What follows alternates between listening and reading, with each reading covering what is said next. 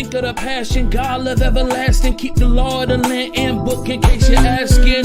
Moving forward to the learning and it's free, cause I know that God know the combo go with Sister E. Love talk Sister E, God work Sister E, charity Sister E, let's talk with Sister E.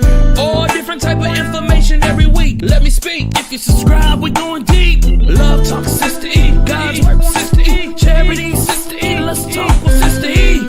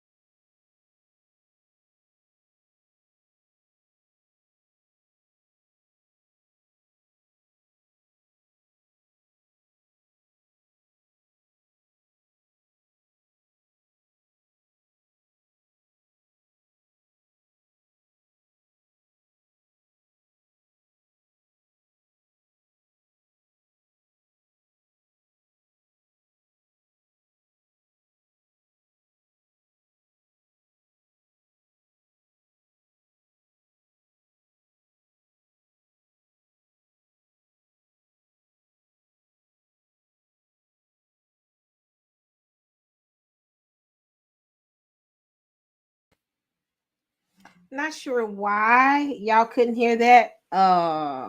So let me do this. What's going on? What's going on, family? Can y'all hear me? That's the question. Can y'all hear me? Can y'all hear me? Give me a one if y'all can hear me. Let me know if y'all can hear me. All right. All right. Y'all can hear me. Okay. Hold on. All right. So what's going on, family? What's going on? What's going on? Give me that one. Y'all, I apologize for my tardiness. I went to pick my daughter up today from work, and then the alarms on my car started going off that I had a low tire pressure. I said, maybe it's just it's time for me to, you know how it is when it's time for your oil change. Sometimes they need to pull an air in your tire. So I didn't think anything about it until I started noticing that my steering wheel was starting to be, you know how it is, it start kind of swerving over, like it was hard for me uh like like it was trying, I couldn't manage my steering wheel. So in my head I said, oh, I hope I don't need to get a wheel alignment. And still driving. And then I started hearing that click sound. And I said, wait, hold on. How did I get a flat tire? These are good tires. Lo and behold, a whole nail is in my tire. So with that being said, I had to call AAA. AAA had to come and put the spare on. Called the dealership. I have warranties on my tire, and I advise people, if you can't afford it, get a warranty. Get warranties on your tires. So when when you don't want to spend a ton of money on a tire, you already got a warranty. So I have warranties on my tires. So and my rims. And my rims. So if I mess my rim up, I can get a replacement because those rims aren't cheap. So so I got I scheduled appointment with I had an actual nail in my tire. It wasn't the weather, and I thought it was the weather, but it was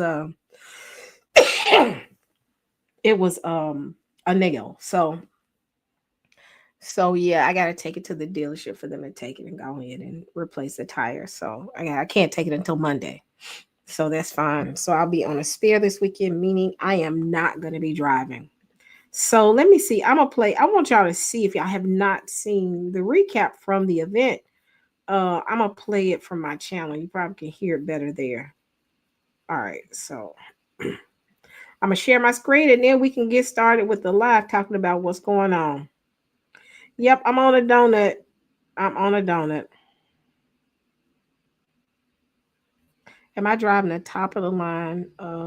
Top of the line Mercedes? No, I do not have the top of the line Mercedes. Um, that's funny. He said, "Do you drive top of the line?" Yeah. No, I don't. I wish I did. Hold on. This is pictures from the event, so I'm gonna play this.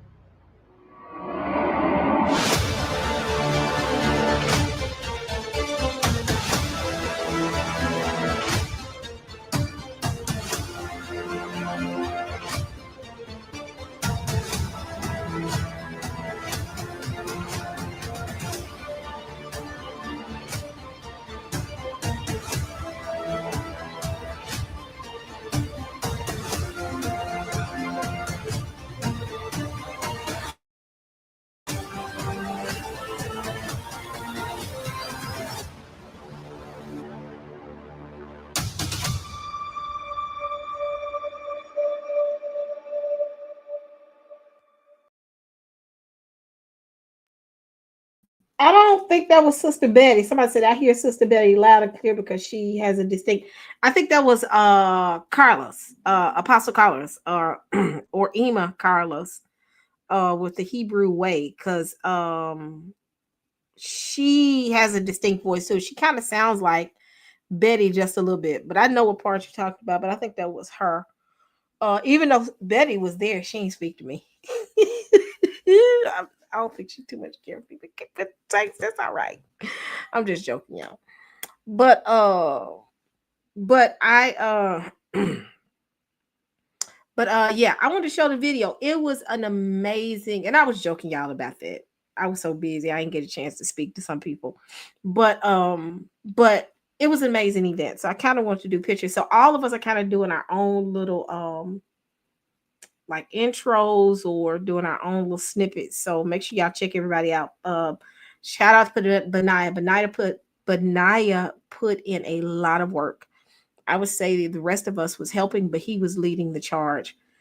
He did an amazing job, which finding a facility for the event in Charleston. So we are, from what I'm hearing through the grapevine, talking to him and a couple other people, Pastor Kelly and all of us, we are possibly going to have another event. So just make sure y'all are, preparing. It's going to be during probably spring when we do it.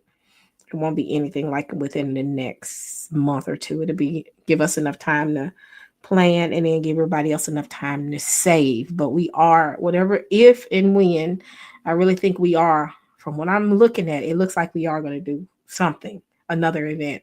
So if we do another event, we'll give everybody enough window or enough time to get their money saved so that they can, be able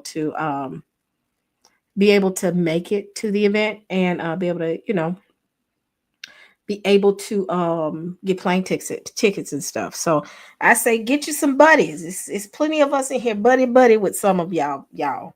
Some of y'all may know each other face to face. If you do, go ahead and buddy, so y'all can get hotels together. So, but we'll keep everybody posted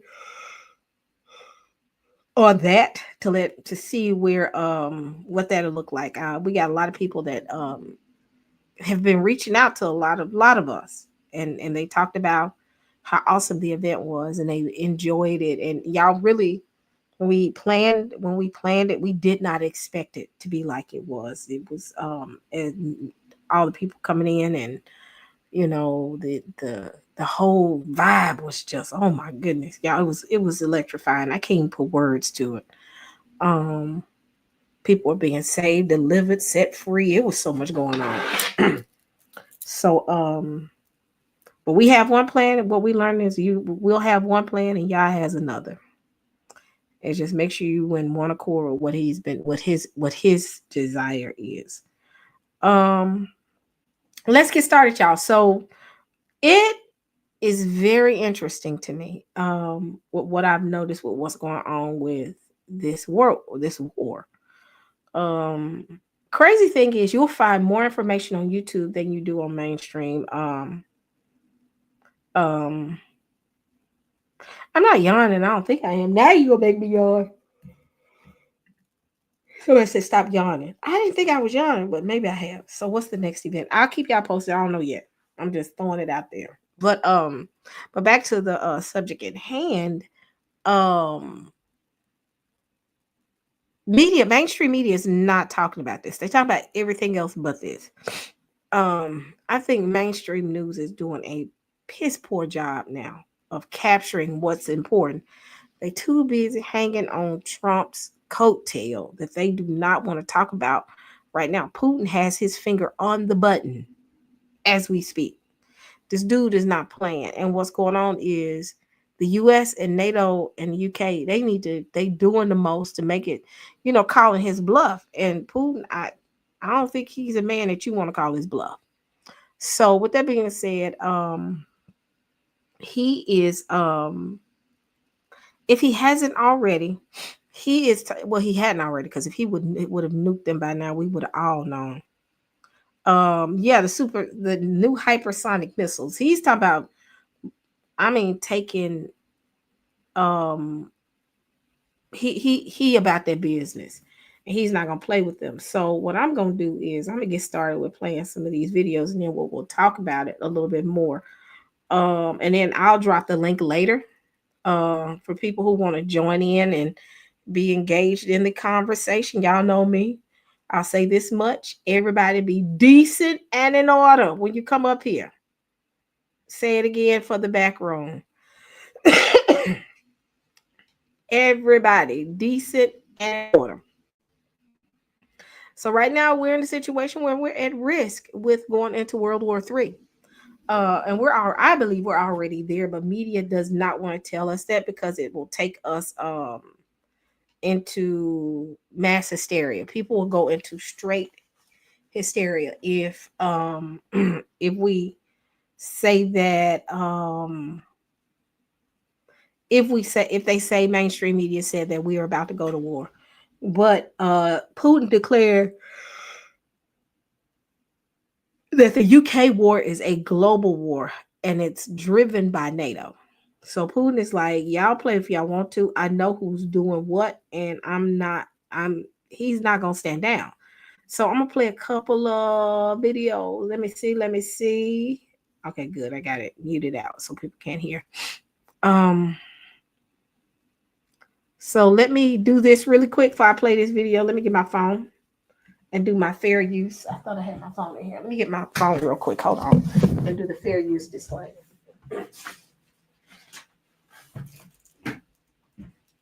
Hey, y'all, get people in here. Share. Subscribe. Like. Get your friends to come in here.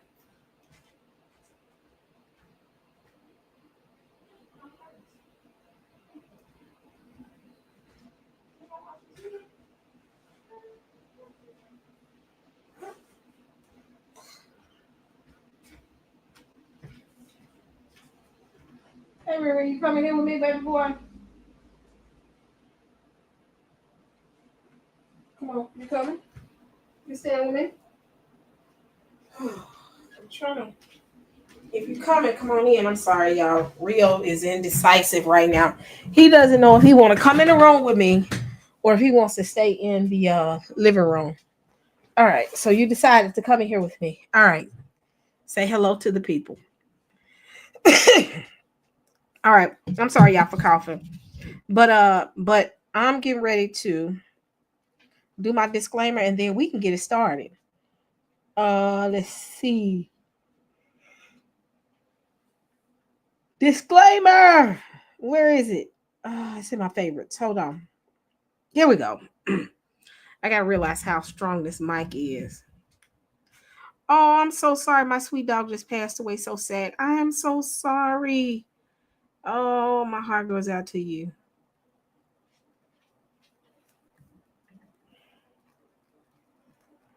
Oh man. I'm so sorry to hear that. Okay, so copyright disclaimer under section 107. And let me say it again. Copyright disclaimer under section 107 of the Copyright Act of 1976. Allowance is made for fair use for purposes such as criticism, comment, new reporting, teaching, scholarship, education, and research. Fair use is a use permitted by copyright statute that might otherwise be infringing. Fair use. So everything I'm getting ready to play, everyone, is for education and research purposes only. Education and research purposes only. Fair use. All right, let me share my screen and we can get started. Rio. Oh my goodness.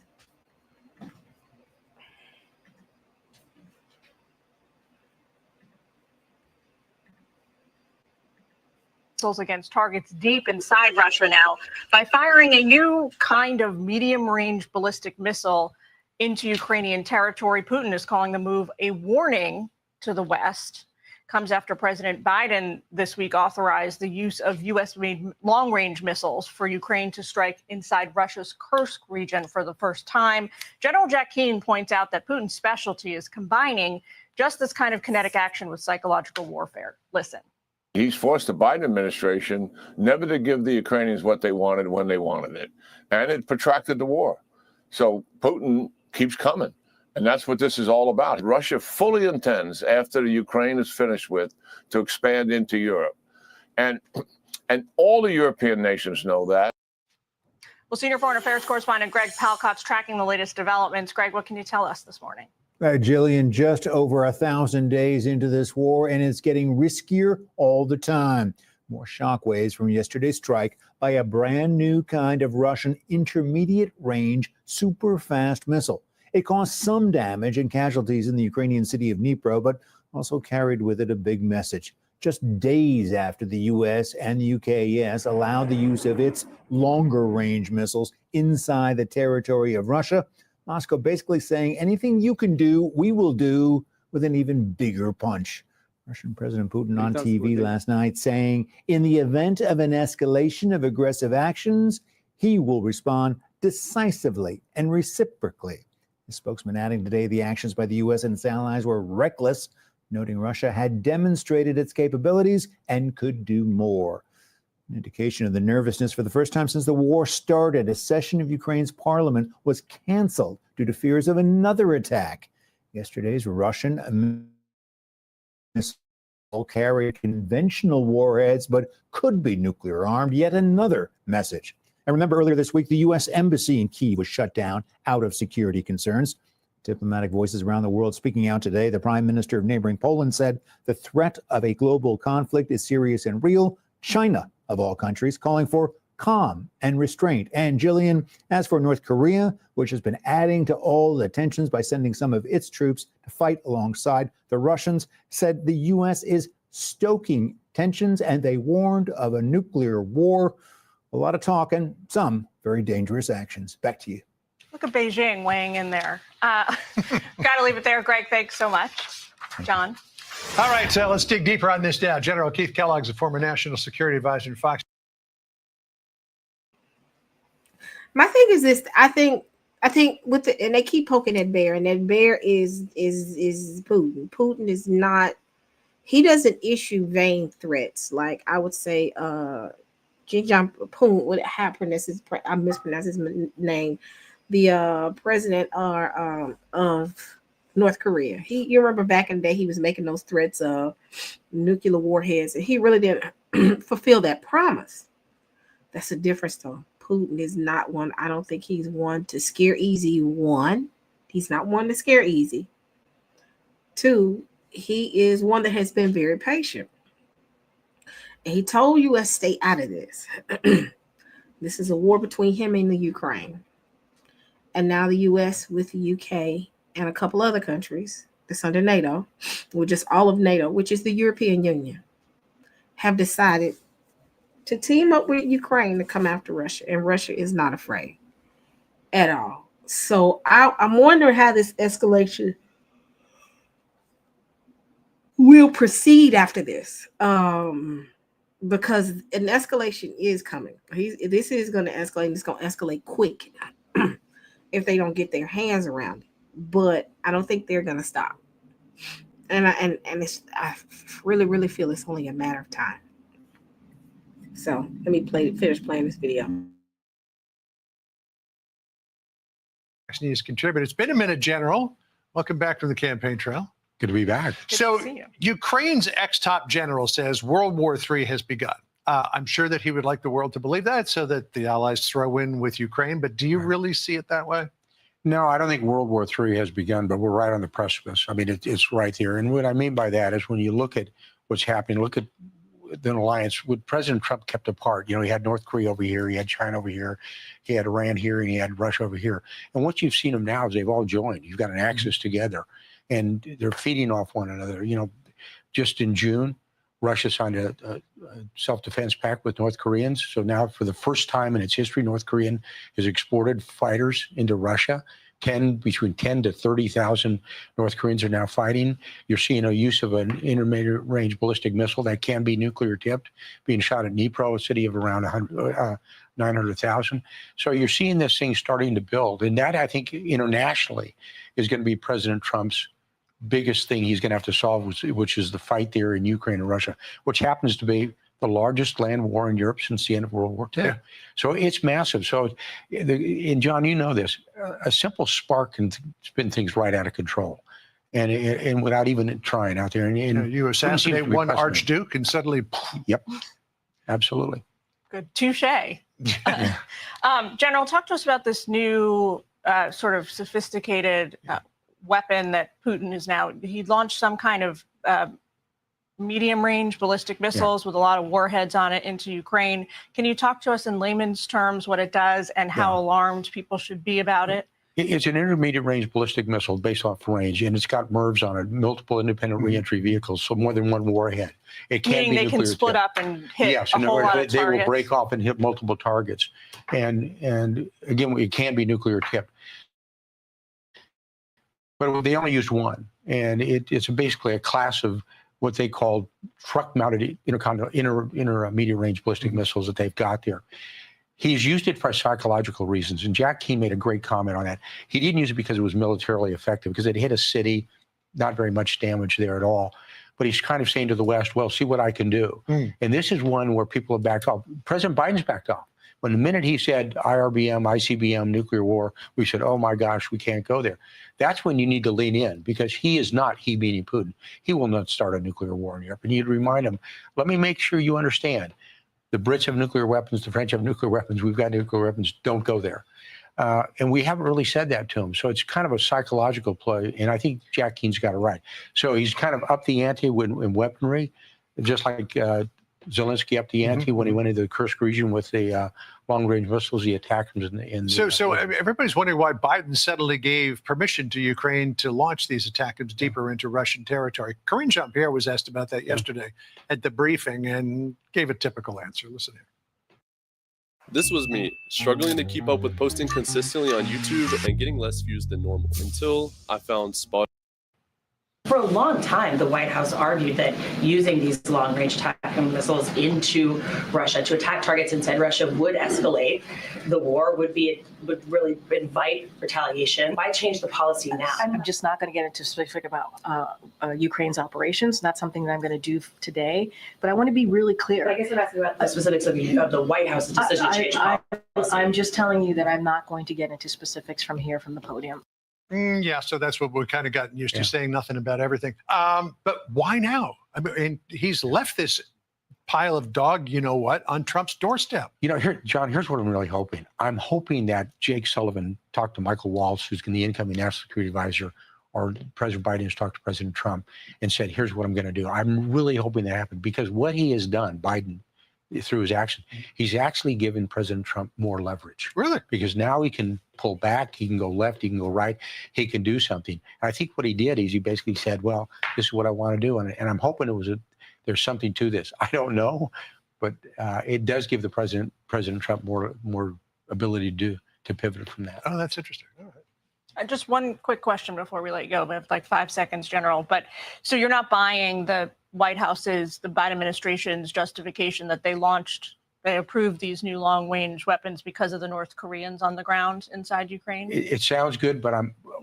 Jillian, what I'm really hoping is there was another reason to it, which gives leverage to President Trump. Maybe that may be a good reason to do it. Look, they should have been doing this a year ago, but they've basically pulled back. You don't fight a war allowing other countries to have sanctuaries. If you're going to fight a war, you fight a war. And we've basically pulled back on letting Zelensky fight a war that he should have been fighting a long time ago. I know the casualties are horrific. Yeah, of course. But the advantages that he had this last summer are not there anymore. He meeting Zelensky. Well, to the best of my knowledge, we haven't heard from Trump on the use of the attack. And I think it's real. My thoughts to that are it's very smart. Okay. Hold fire. All right. Good. General, great to see you back. Great to see you, sir. Thanks for See joining us. more of you in the future.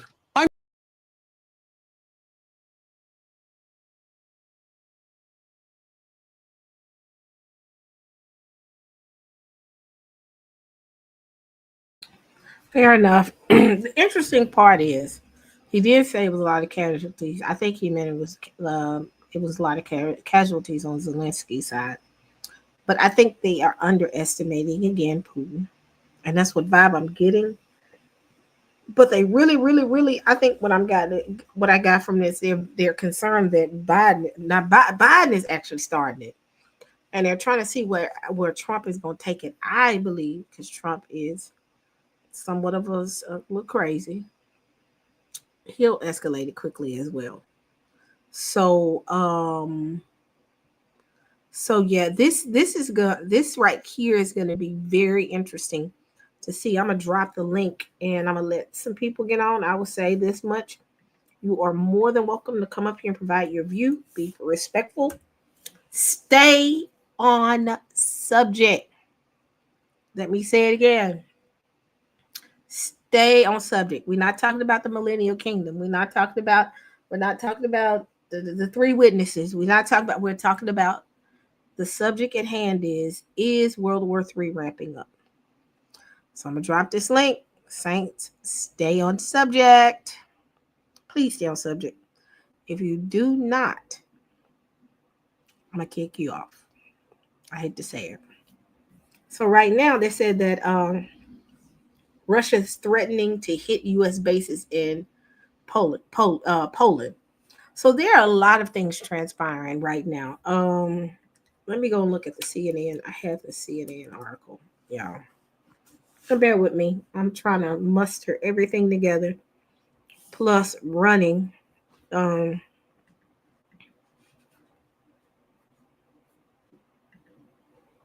get here. So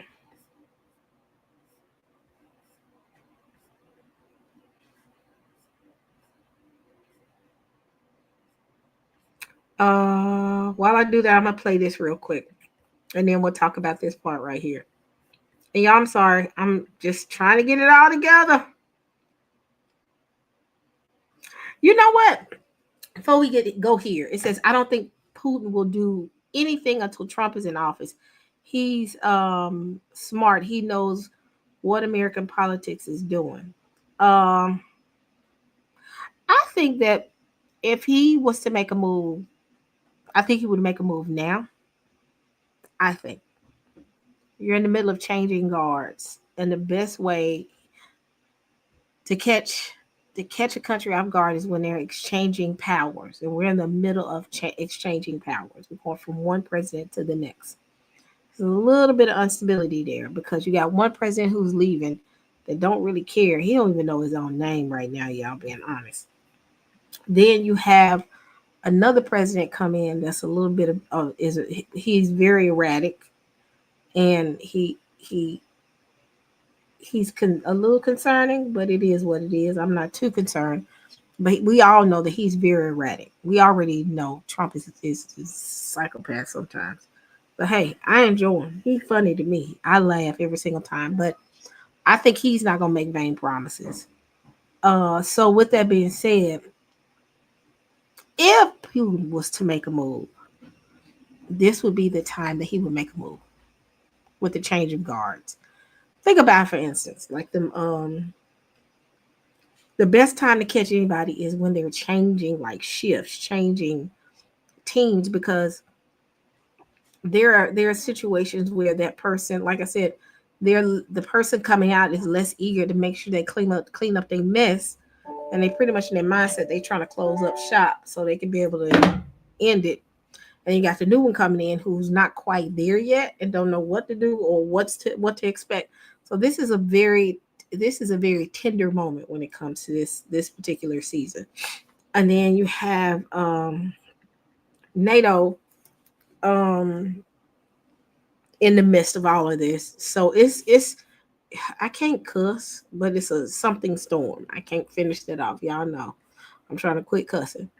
So let me play this other video for you. In this one,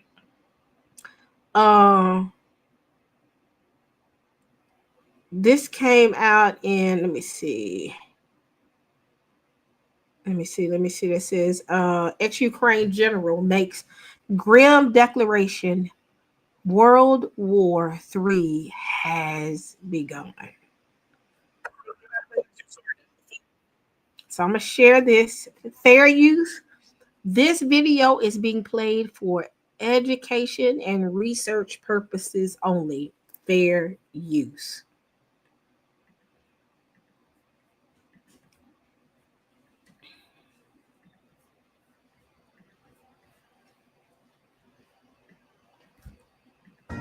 Fox News alert now, the former commander-in-chief of the Ukrainian army making the grim declaration, World War III has officially begun as the country faces pressure from North Korea and Iran.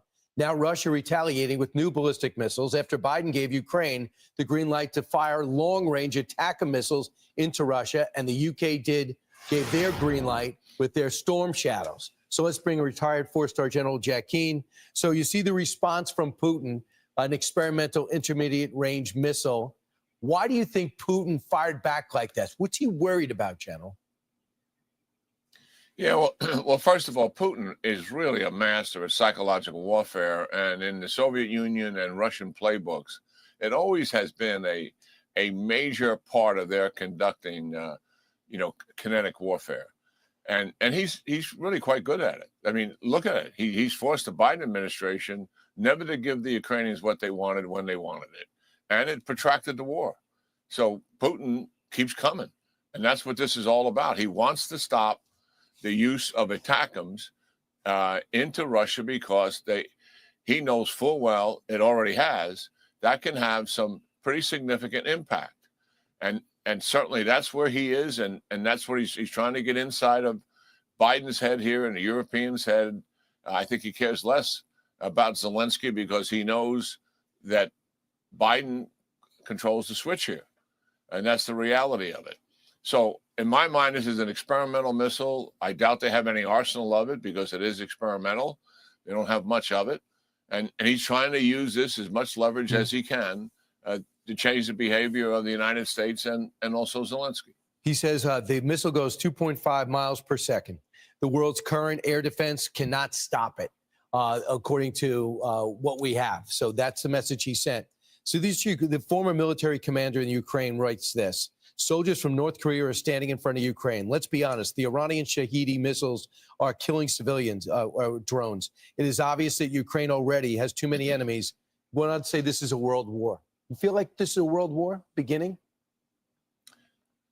Well, I have some empathy for Zelensky, by the way, and for our audience. You know, he used to be the chief of staff of all the forces in Ukraine, and he's highly respected.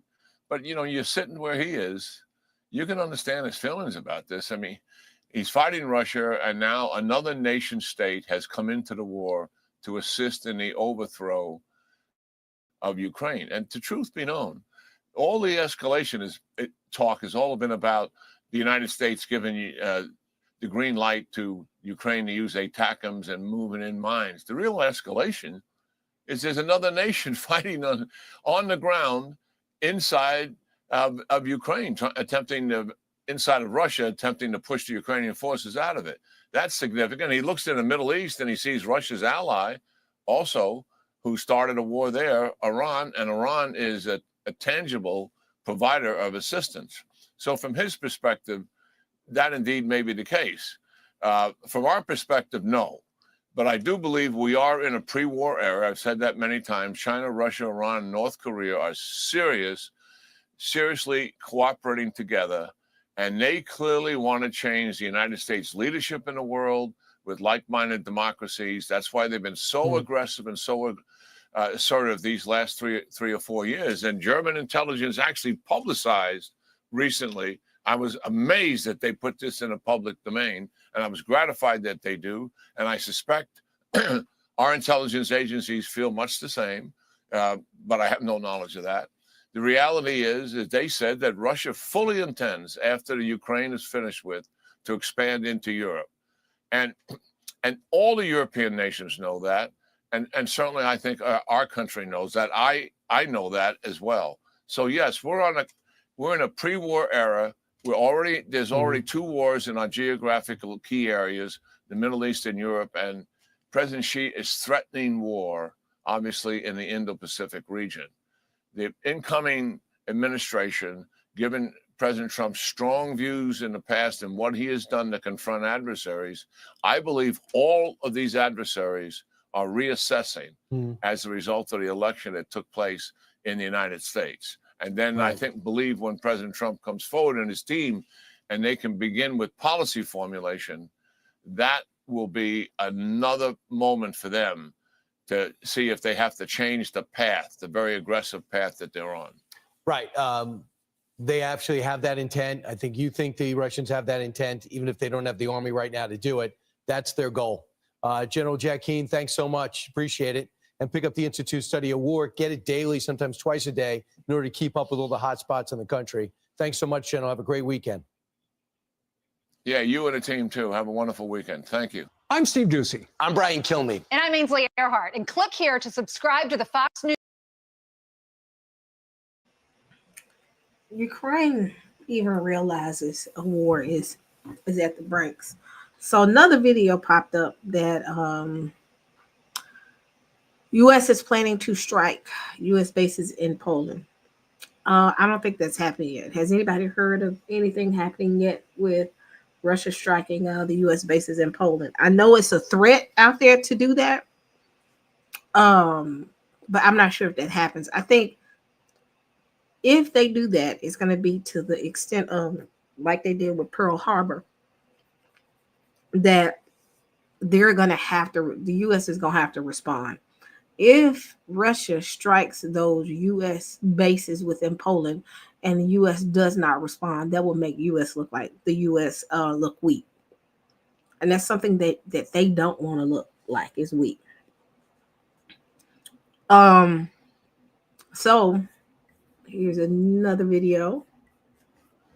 Let me see, playlist. And this is the video talking about, this is another news report talking about the striking of the U.S. basis. Now, keep in mind, a lot of these are threats that have not transpired, but if any of them were to transpire, if it be a nuclear attack on Ukraine or any type of attack on these U.S. bases by Russia, this is going to lead, plus within Poland, and Poland, I think, is a part of NATO. They are a part of NATO. This is going to escalate quickly because it's a direct attack on the U.S. So I'm wondering how this is going to So I'm going to say fair use. This video is being played for education and research purposes only. So let me share really quick. Are y'all enjoying this? So I'm not showing too much videos. I'm just showing what's going on and what everybody's reporting. The weird thing again is the mainstream media is weird right now. They're not talking about any of this. They're talking about Trump's cabinet. I mean, which is something we would need to talk about. But right now, we have a full-fledged threat that is pretty much putting the U.S. on guard right now. So let me go ahead and play this video. But first, we begin here. The White House warns that escalation is coming at every turn from Russia as Moscow sends a dangerous new warning to Western countries. Ukraine.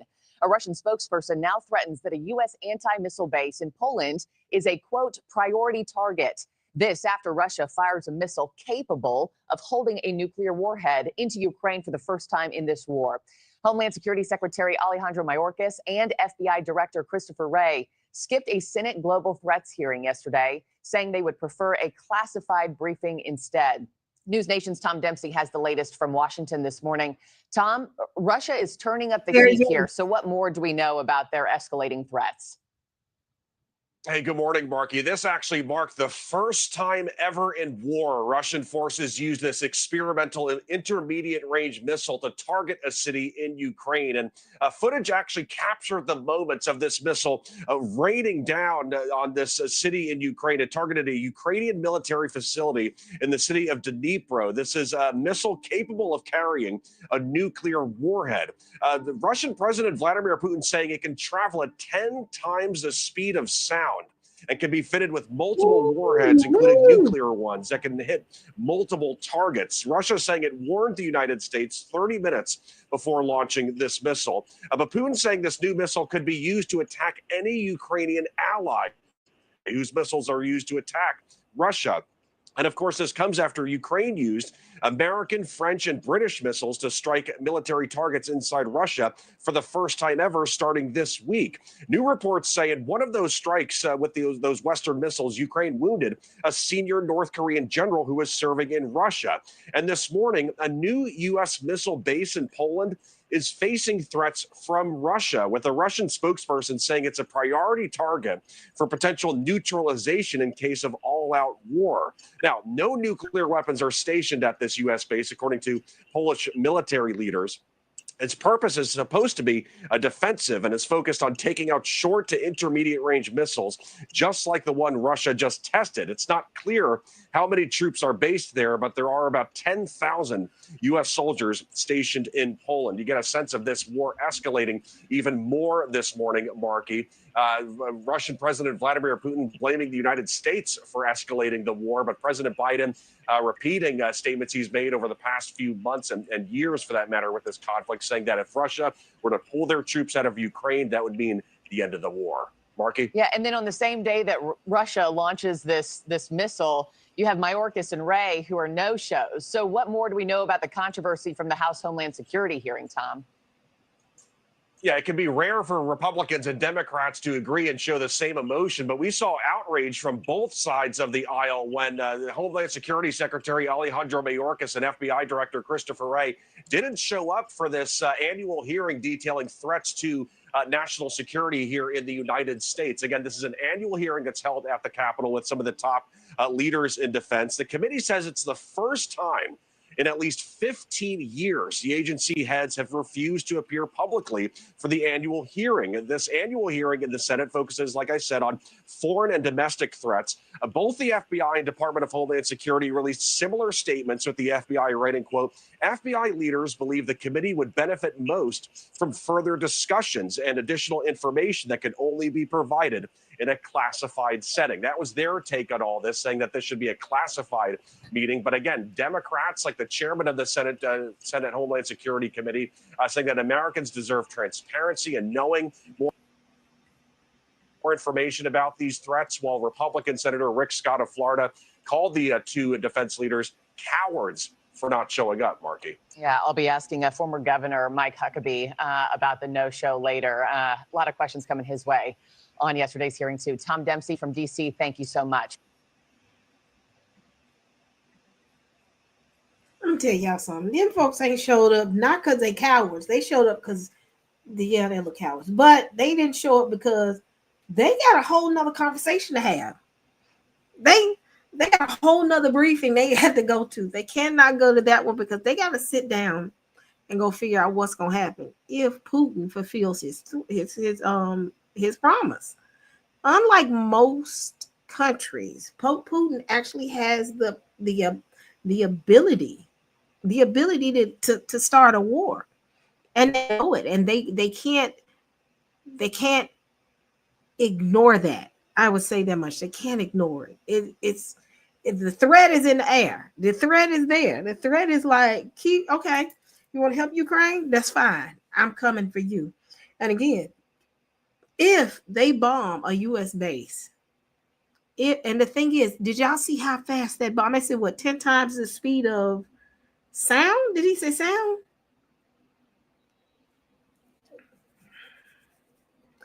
10 times the speed of sound. Hot sauce, every single time you say something ain't gonna happen, it happens. Shh, be quiet. I'm just joking. But at the speed of sound, did y'all realize how fast that is? Oh, here we go. Let me get Wiggins on you. Hot sauce coming up here. Let me call Wiggins. Who want to come up here and fight with Hot sauce? I'm not going to fight with him today. No, I'm not trying to fight. I'm not trying to fight. I just want to say, the reason why Putin, I don't think is going to do that, because I know that Trump is scheduled to sit down and talk with him in the upcoming weeks, right? Trump already said that he wants to de-escalate it. He already refused Ukraine to come into NATO, right? Because that was the whole point of the whole war anyway. So Trump said, okay, we're going to refuse them to get out of NATO, and Trump wants to do business with Putin. The only problem I see with that is we understand Putin and Trump's relationship. That's one thing. Yeah. But right now you have another sitting president, which is Biden, who is he is helping Ukraine come at him, far as constantly bombing him. So I think if Putin was to make a move like that, it wouldn't be a move like, I'm coming after Ukraine. I think Putin would make a move where he doesn't have a choice but to. Because if Ukraine keeps bombing them or bombing inside of Russia, Russia is going to respond. I don't see him. I think U.S. is going to end up bombing Ukraine. You said what? U.S. is going to end up bombing Ukraine. Wait a minute. Hold on. That doesn't make sense. How is U.S. is going to bomb Ukraine? Because well, we're not allies, right? Because they're not part of NATO, so we're not official allies. But Trump already said that he doesn't want this to happen. Zelensky. So wait, hold on. Which presidency is gonna? I'm confused, and help me understand. So this is what I'm saying, right? Trump already requested to sit down with Zelensky and Putin. Trump doesn't want this, and they want to create a no-war zone buffer, and Trump already refused Ukraine into NATO. So if they keep pushing, so now Zelensky is pushing the envelope, because no one in the U.S., the Trump administration doesn't want this. So Zelensky is going to keep pushing the envelope. So what are you going to do? Are you going to what are you going to do, right? Because you don't want to fight. You don't want to fight Russia. Russia doesn't want to fight us. Nobody wants that fight. So what do? You get the little guy in line, and the little guy is Ukraine. So you get him in line. So maybe it's not going to be a bombing, but the U.S. will do something to get Ukraine back in line under the Trump administration. Key term Trump. Now I can see. I'm not gonna say I could see, but Trump is a little erratic. The only thing is, Zelensky knows once Trump gets in office, he's gonna have to chill out. Right. And all that excess money that he's getting from the U.S. to be able to fund his war is going to gone. Yeah, so the best way to approach that is, I'm going to bomb the hell out of you. While the president that is in the seat now, which is Biden, is willing to pay for the ticket.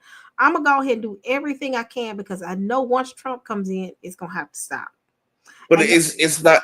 But the thing about it is, let me okay, go ahead. Sorry. So the only issue with that is, yes, I understand Trump is going to meet with them, but this was talked about weeks ago when Trump first got in office. Since then, Ukraine has proceeded to continually bomb Russia with U.S. missiles. Mm-hmm. So obviously, Zelensky is not trying to pull back for the sake of the conversation with him and Trump. So what's going to happen is I really believe Russia is just really like trying to chill. Like, okay, we don't have to do this. We can sit down. Once Trump get in office, we can sit down. Why he's saying that Zelensky is constantly hitting him. You think right. And let that happen? No. If anything, Putin is going to respond before Trump steps into the office because he's not going to be able, he's going to have to, because Zelensky won't stop. Well, I don't think he has to because Zelensky doesn't really have weapons like that to really harm Russia. And Trump, we have less than 60 days, and this is just not sustainable. Why? I mean, because no matter what, weapons and funding are gone in the next 60 days for Ukraine, right? It's gone, right? So you're attacking Russia for what? You can't keep.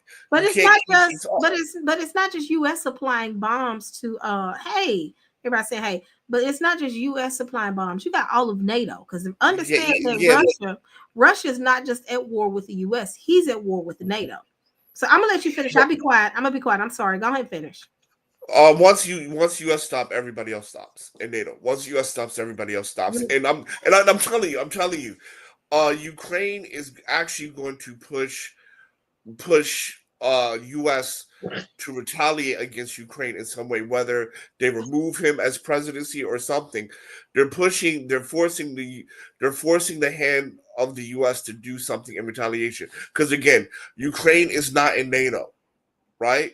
Even though they're not officially a part of NATO, they are still a partner.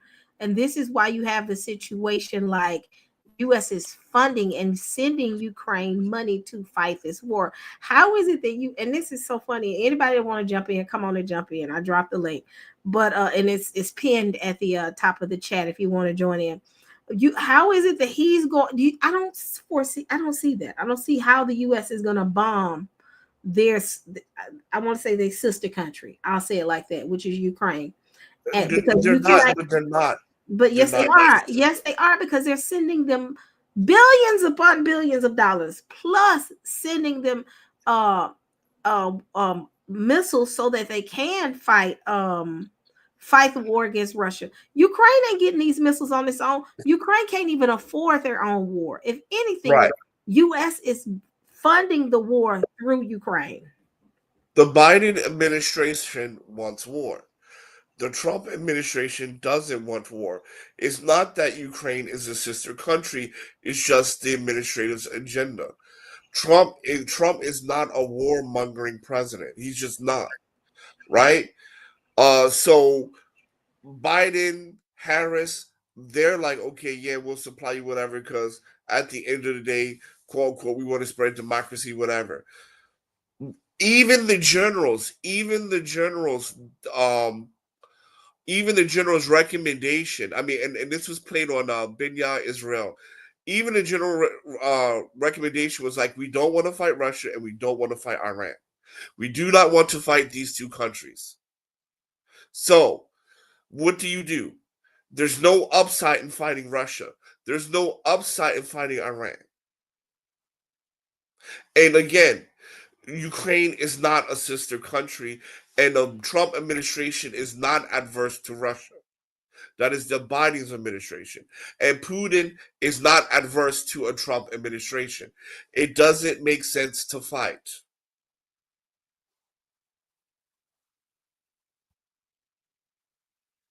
And I rest my case there. It doesn't make sense to fight. It makes better sense to attack Ukraine because there's going to be less damage there than to fight Russia. This is interesting. I got Eric up here and I got Don P up here. Anybody else want to join? They more than welcome. So, what are y'all's thoughts on Hot Sauce's analysis of the situation? And y'all ignore Rio over here playing with Madison, so he's making a bunch of growling noises and he's playing. So ignore him. But yeah, anybody want to add anything? What's up, Eric? What's going on, Don P? Shalom, shalom, shalom, shalom, Sister E. Can you hear me? Yes, I can. This is I think your second time up here. So welcome. Well, it's my first actually. It's The your first first. Okay. try, but it didn't go through. So okay. But anyway, big respect to you and the chat and the panel. Somebody said Hot Sauce is dumb. Hot Sauce is not dumb. He's very smart Hebrew. And if you think he's dumb for what he say, you're gonna think I'm even dumber. But that's all right. I got thick skin. I think Russia don't bluff, first of all. Russia don't bluff. But I think imminent is gonna be, you ready for this? When Russia gives a warning to the African American community to leave the United States. I hear crickets. You want to know why you hear crickets? Because it sounds bizarre, right? But I believe Russia is one of the four carpenters. Oh, yeah, I agree with that. I agree. I do. Yeah, I agree with that. I think Russia cares. I don't think that he's all in love with black folks, but I think the Most High has put something on his heart to try to do what black folks really want, especially in Africa, want to do for themselves. He's been warning Africa to stand up for themselves for the longest. Remember Cyrus? You know, when when Russia issues a warning for the United States to either get out or get somewhere safe, he's dropping that bomb. He's sending that missile. That's what I believe. Everybody has to agree with me, and I don't even have to be right. But that's what I believe is going to take place. He actually sent a warning before. Actually, he went to this church and he went to the church and there's a Russian song about African Americans waking up to who they are. He sent a warning before. Actually, he actually did. He sent a warning before. Well, we can speculate on that because a lot of false flags go up, but the reality is when it really officially comes from the Kremlin, if it does, and I tend to believe with you that Putin is the type of guy that he'll send up a flag. He'll send up a flag to let us know, hey, y'all got to go. But I think it's gonna be, I think it's gonna be a greater overture. I think it's gonna be a greater overture. I really do, based on the patterns that I've seen over the last year in terms of Russia and how congenial they have been. I really think that, and especially as I'm trying to dip myself into the forays of international politics, and as it relates to the diaspora, I really think that may come. However, you have to balance that against his contingency. And so this government has put us in a very precarious situation in terms of the aggravation of that country and the continual defiance. It's almost like spitting in your face, and it's like, I'm trying to maintain my posture before I really just rip into your ass. And that's been a lot of Putin's posture. And I think, yes, he is trying to hold on. He's listening to what Trump's camp is saying, because they don't want to do. You've already seen what they can do, and that had zero payloads. Yeah. Zero Yeah. payloads of material. So he's telling you, listen, these are intermediates. These aren't even intercontinental. Our intercontinentals can reach the spaces at the same rate as our intermediates. We are not to be played with. Y'all got y'all peoples tripping and under delusion and twerking for Thanksgiving and Black Friday. Yeah. And he is not, hey Yakoba, he's not playing. This is real. I wish I was gone. See, I've been dealing with this all day, because it's like, okay, did I miss it, Father? Did I miss it? Was I disobedient? Did I not leave before? But you just told me, and I was trying to get it together. I'm trying to go to Burkina Faso. I'm not trying to go to Tanzania. Everybody leaving Tanzania. You know, I'm spazzing on that. And if y'all don't, you know, because sometimes, you know, when you see it in the chat, you don't know my background as well as political science, international affairs, and public affairs and administration. So I take this government stuff very seriously, because I actually was looking at pivoting off of that and going into the CIA, because that's usually where they recruit from, is the poli-sci divisions from universities. So, but the Most High keeps me from everything that would corrupt me, like that, and also entertainment industry. Oh man, I was deep in the West Coast, deep into that. But the Most High kept me out because, well, we already see the fruits of everything, politics and entertainment. It's just like, I don't want you spoiled. Wow. So I'm gonna land it there. And sister, I just want to say something before we move on. I have always been right. Not one thing I've said that wouldn't happen. That's hella arrogant. I have always been arrogant. I've always been right. Wow. When? That's So listen. arrogant. That's hella arrogant. Whatever. Yeah, because I told you Can you separate us on the thing, so when the lightning comes down and strikes the board, only hot sauce? I know how to get hot sauce in check. I'm finna call Santonio and tell Santonio. I just been right. And I'm gonna say this one last thing. Look, man, y'all don't have to worry about like, we leave with great riches, right? So when you get your reparations, that's when you need to start worrying, right? Until that time, chill out. Y'all are hilarious. Hot sauce, you can hang up here because I know you're not done. So I'm done. But go ahead. What's up, Yakoba? What you got to bring? What's up, Sister E? Hello, brother. Yakoba. What's up, fam? What's up, Eric? How's it going? What's going on? What's Don Ben Yehuda? What's up? What's Yakoba. up? What's up, my brother? What's up, Hot Sauce? You a rock star in the house. Shalom, Yakoba, shalom. So I was just listening to what is it, True News with Rick Wiles.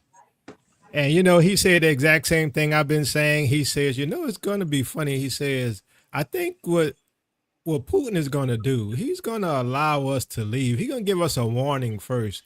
And if you look at the recent news at the New York Post, you know, that's what he did with the Ukrainians. And he, even for this second attack that he's going to do when he punished them for these shadow missiles, he says that he plans on giving them a warning before so they can evacuate so the civilians won't get injured. So if that's how he's moving with Ukraine, then it's possible he's going to move that way with us and give us time to leave, which is in fulfillment of Jeremiah 50, which people gave me heat on, that we're going to flee. I'm just saying. And the other thing is, I think a lot of times we assume that we understand scripture fully. That's why the Bible says we see through a glass darkly. We make assumptions about things, and we're waiting for certain things, which may never come because we misunderstood the scriptures. So, I think now this is I always think you're on point. I now, and this is my word. I never heard anything about him giving warning, but I heard Hot Sauce say he did it, and now I'm hearing Yakoba say he gave some kind of warning. I've never heard that. That's what I believe the Most High dropped in my spirit. So that's in the mouth of two witnesses. So when you hear anything to that effect, you best believe Putin dropping that bomb. Well, I think that he did. I think he actually did. He definitely did, because that's the kind of leader that he is. I also think that because one of the things I think he's in tune. Whether those autographies or whatever they're called,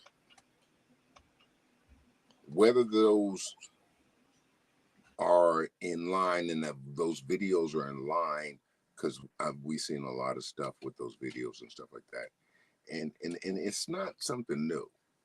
So like, I've been to Russia 5 times, and I've been to the Ukraine once. And, you know, Kiev is a lot different than Moscow. Okay. And the only place I ever had a problem was in Kiev, in terms of just, you know, being out in public and moving around.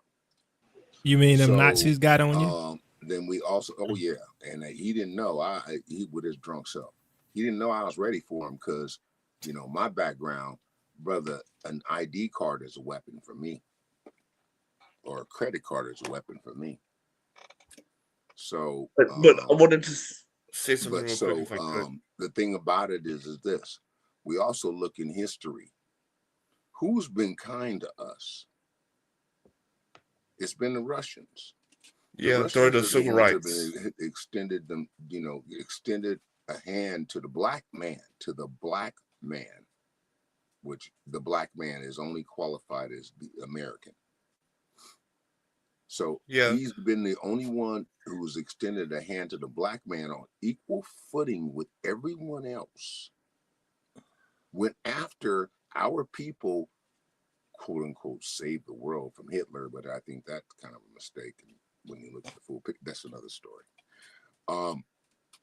They were the only ones to offer us something on equal footing, while America was still saying, no, nigga, you still 3/5. And we're still 3/5.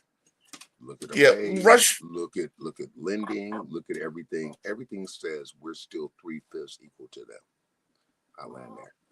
Yeah, Russia will definitely warn. I mean, because even with the whole Ukraine situation, all the embassies told their people to leave. Like China told their citizens to leave Ukraine like a month beforehand, and that was one of the controversies was that the Ghanaian embassy couldn't afford to send their citizens back home, and so they had to walk to neighboring countries, and neighboring countries, a lot of them would keep them stuck at the border because they didn't want African citizens in their country, right? So Russia told all the embassies to say, yo, we're gonna hit Ukraine at such and such time, right? But he gave everybody ample amount of time, because I remember seeing on the news that Ghanaian citizens had trouble leaving Ukraine because Ghana wasn't paying a flight to get back to Ghana, and then they tried to leave to go to another country, and that other neighboring countries wouldn't let them in. Right, Hassan. That was that whole racist stuff. Yeah, yes. Having the Ukrainians Their pets were getting on the trains before these African students.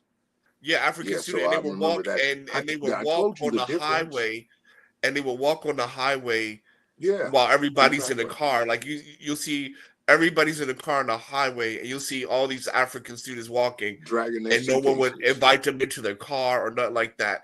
And they're walking 10, 30 miles to the next border check. So, but I'm saying all that to say that Russia did give warning before they take action. They do that.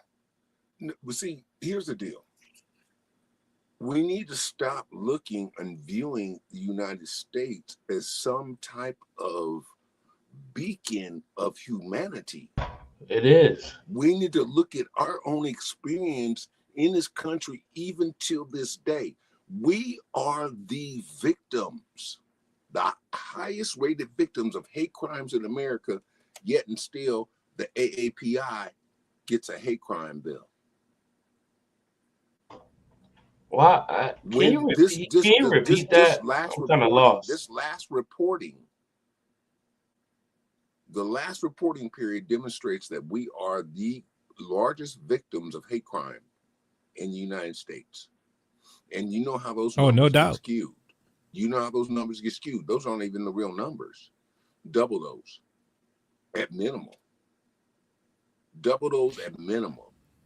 I don't know how a man whose genitals are exposed and his hands are tied behind his back is ruled as a suicide. I don't understand that. Based on my background of criminal justice and administration, and law enforcement administration, that doesn't square for me in an investigation that I'm doing.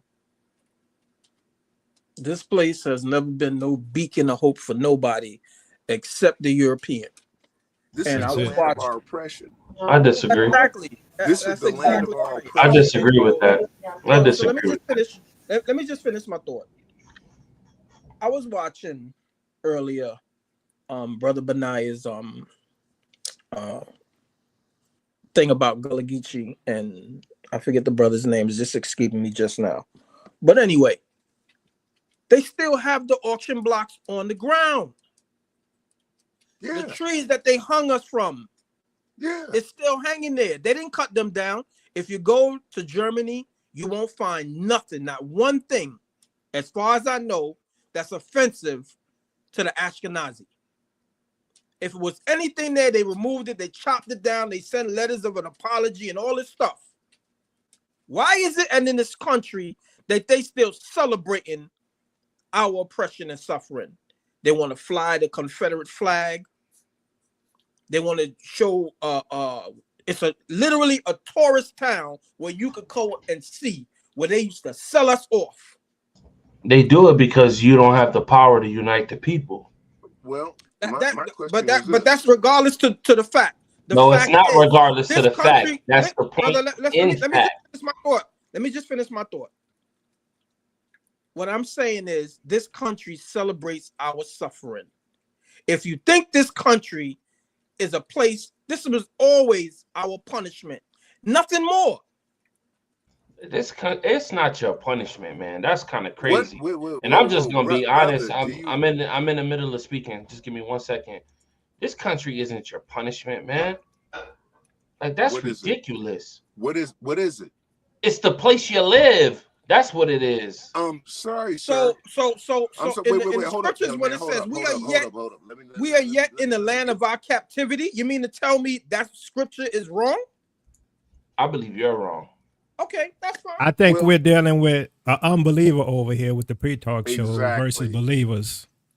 Exactly, Taylor. Yeah, that's LV. That's LV. That's my buddy LV. Y'all don't do him like that. Y'all, we about to baptize LV in the real. Hey, don't listen, do LV like no, that. Sister E. No, I love the show, and well, let me say this because I could be a skeptic, but that doesn't mean I don't respect you, brothers. Yep. So let's have the dialogue if you guys are willing to. Yep. No disrespect to you. Like always say, like always. Yeah, I got thick skin. It don't bother me. Oh, then let's just get it then. So I think the issue is that the way that pre-talk can respond to Eric wasn't on a dialogue basis, and that's all I'm saying. If we could just be careful on our expression, then we wouldn't have that heat. I disagree. I agree with By Taylor. virtue of me speaking makes it a dialogue. I've been trying to introduce myself into the conversation, and I've been respectful to the brothers that's been going back and forth. I've been wanting to speak for about 15 always minutes. tell me it ain't always what you say, is how you say it. And I agree. Okay, all right.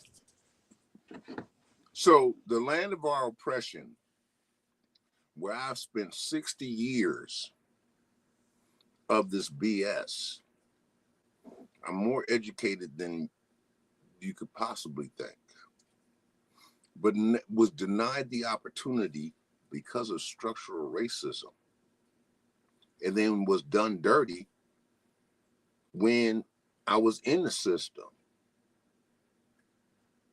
You're going to tell me that that system doesn't exist?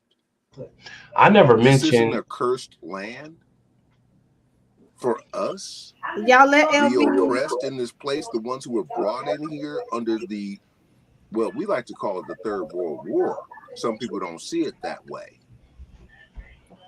I know, but we you were kind brought of in under those pretense of forced labor. Yeah. But if we look at it scripturally, when we go to Deuteronomy 28, which qualifies us as the only individual group of people to fulfill what was stated there, do you disagree with that? Or what no? I disagree, What do what you I really say? what I disagree with is, first, you said that I said that something doesn't exist. How foolish would a person be to say that there aren't groups that are specialized in marginalizing your success, keeping you down, and keeping you in, let's just say, a consumer base? That would be ridiculous to say. Never even said anything of that nature. I'm one. Well, hey, Kai. Sister I'm E, sorry. I'm gonna step What down. I'm sorry. I was. Thank you. You guys have a good day or good night wherever you are. I'm gonna step down. Hey, You brother guys Hot take Sauce, care. I just want to tell you, I think you're a very smart brother. I tease you in the chat because I like the clown, but I don't mean it's No, never I nothing appreciate it. No, All right. yeah, I appreciate that. But yeah, but I don't think this is a conversation that's right for me. So I'm gonna step down. Y'all take it You're easy. getting out of Dodge quick, boy. No. I told y'all before. I mean, I told y'all before. I don't why announce when leave. you're leaving? Just leave. Like, Well, I'm just put saying that in the goodbye. chat, man. Goodbye. Anyway, I was in take the care, middle of everybody. speaking. I Yeah, don't get take it. care. Yeah, let him finish, y'all. What That's we're gonna strange. do is, even though people are not gonna agree, which I am good with, and y'all know I am, we gonna respect one another. Let everybody get their point out. I'm sorry, y'all had to breathe because I was running from the other side of the room. But let's let LV get his point across. Then once LV gets his point across, then everybody provide their insight. So come on, pre-talk show, let's go. And y'all, that's the one who did my intro too. So thank you, LV. Pre-talk show. You heard it. Nah, you already. So see, I appreciate you, and I appreciate these brothers too.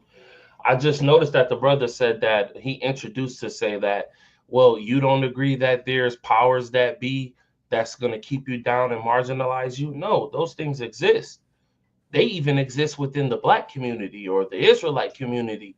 There's always what we call special interest groups that are organizing themselves to take advantage of those who don't know. And that's why I introduced the thought of, no, it's not the fact that nobody's doing anything or people can't get it done. It's that we don't possess the ability to unite the people underneath a singular idea. That's a real life thing. Influence. I listened to the brother up there. I think his name is Yacoba. He has a heavy influence. The people that I believe he's connected to, if I'm not mistaken, a guy named Teo. They have a very good content that gets people watching, looking and staying in tune. I'm one of them. That's what it takes to get a new generation on board to change the objective. I don't know where people are in their personal view, because you guys may be in a more elevated level, or you may even be older. But the people that I'm in close proximity with, that's around my age group, they thinking different. They talk different. They move different. And we gotta reach these people through each of the levels of their progression. You're gonna have niggas that's tied to the streets, and you're gonna have motherfuckers who really in tune with their studies. And we gotta facilitate the influence from point A to point Z. We gotta maintain the minds of these young folks to condition them to do the work that we know that needs to be done. How do we create a champion? Let me say something. Somebody says Aaron Bullock said that she said she stay on topic, but she always folds. No, we're actually still on topic. The topic is Russia. The So, pre thing. I'm just, Brother LV, I don't mean to cut you off, sister. I have a bad habit. The pre show that Brother LV does, I like it. Respect to you for that. But everybody has an opinion, and if you know anything about me, my thing is for us to always stick together and have respect for each other. We ain't gotta agree. Listen, I tell people all the time, my disclaimer is I don't have to be right. I used to think I was a Christian. You understand? And I know better now in terms of what Eurocentric Christianity is. I used to follow that, not knowing I was following Satan. So I've been wrong in the past. As long as we respect each other and show love for each other, we don't have to agree. The Most High has all the details. He knows everything. He gonna work it all out when it's all said and done. So that's my little thing. I respect you, Eric. It's never no disrespect if we can avoid it. I respect everything that you said, and I agree. Sister E chat, they can be vicious, and when we start kind of straying away, they start getting on our tails. So I would like to really talk about this Russia situation, because I got a lot to say about that too. Sister E, what we got going on? so right now we're in a situation where Russia right now is threatening nuclear attack on Ukraine. So what's going on is Ukraine is actually sending they pretty much bombing certain areas, and I forgot where in Russia, but they're bombing Russia right now. Russia is like, okay, I'm gonna do what I got to do. So they have those hypersonic missiles, I think, that go like 10 times the speed of light or sound rather. It's there. He's talking about aiming those at Ukraine, and also Madison. Can you shut the door? Also aiming it at a U.S. base within Poland. So right now we're in a situation where we're talking about possibly some form of escalation. There are leaders that say this looks like World War III ish. I think we're already there. You already know that North Korea has boots on the ground in Ukraine on behalf of Russia right now. So you're in a situation where North Korea has boots on the ground and they're fighting with Ukraine, North Korea and Ukraine. Then you have Russia threatening U.S., Britain, and NATO overall.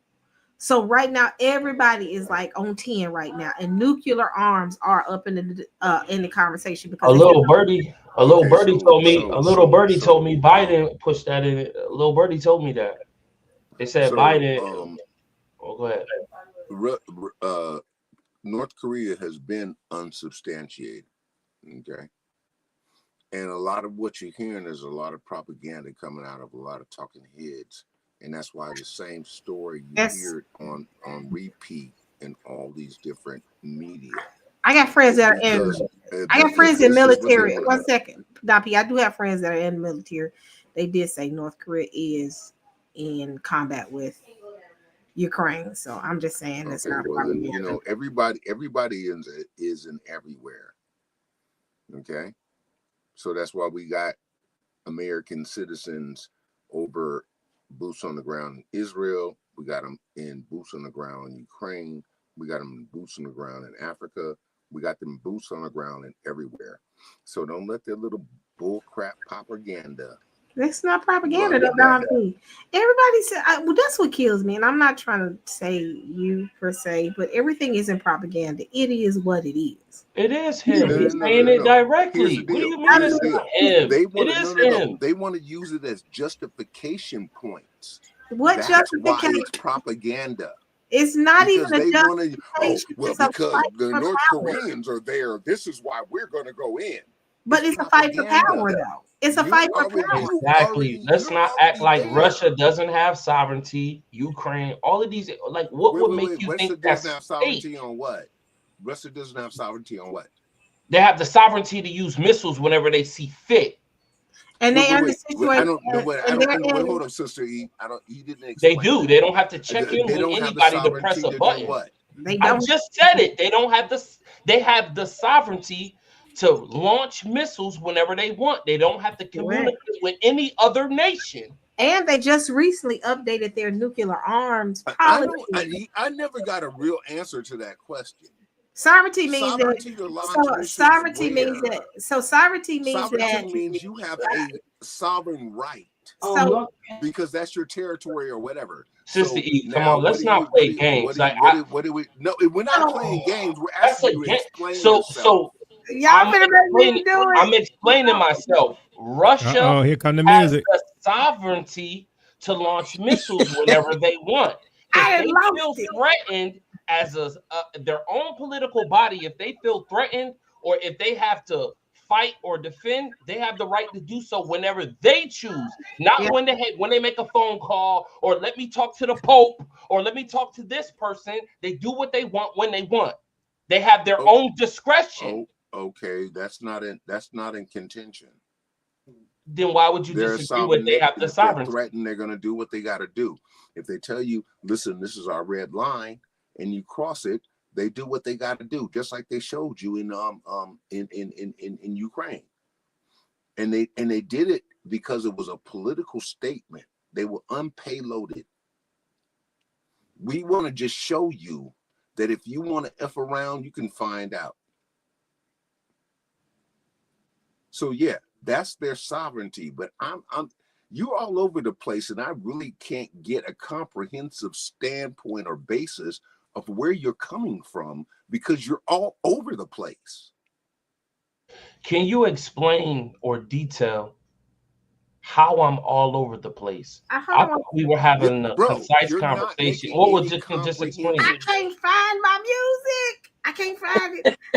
Well, you're saying because you're saying, Russia has a sovereignty, but then at the same time, you're going back on Ukraine and the United States. No, you said I'm going. Okay, and what do you mean by I'm going back on Ukraine? Wait. Well, what do you mean I'm going back on Ukraine and the United States by saying that? Explain the situation. Yes. Because so here's the deal: the United States pulled a coup in 2014. Explain how I'm saying that the United States is somehow because here's the deal: you'll make a statement in favor of one side, and you'll make another statement in favor of the other side, and that doesn't make sense. I made a statement in favor of fact. And if I was on a monitor replay, I could go back and go, "This is exactly what you said." Well, you're creating a fallacy, a red herring. No, I'm not. Not. Just because you said, hey guys, time out, guys, time out. Can y'all just go ahead, Sister E, go ahead. I got something right here.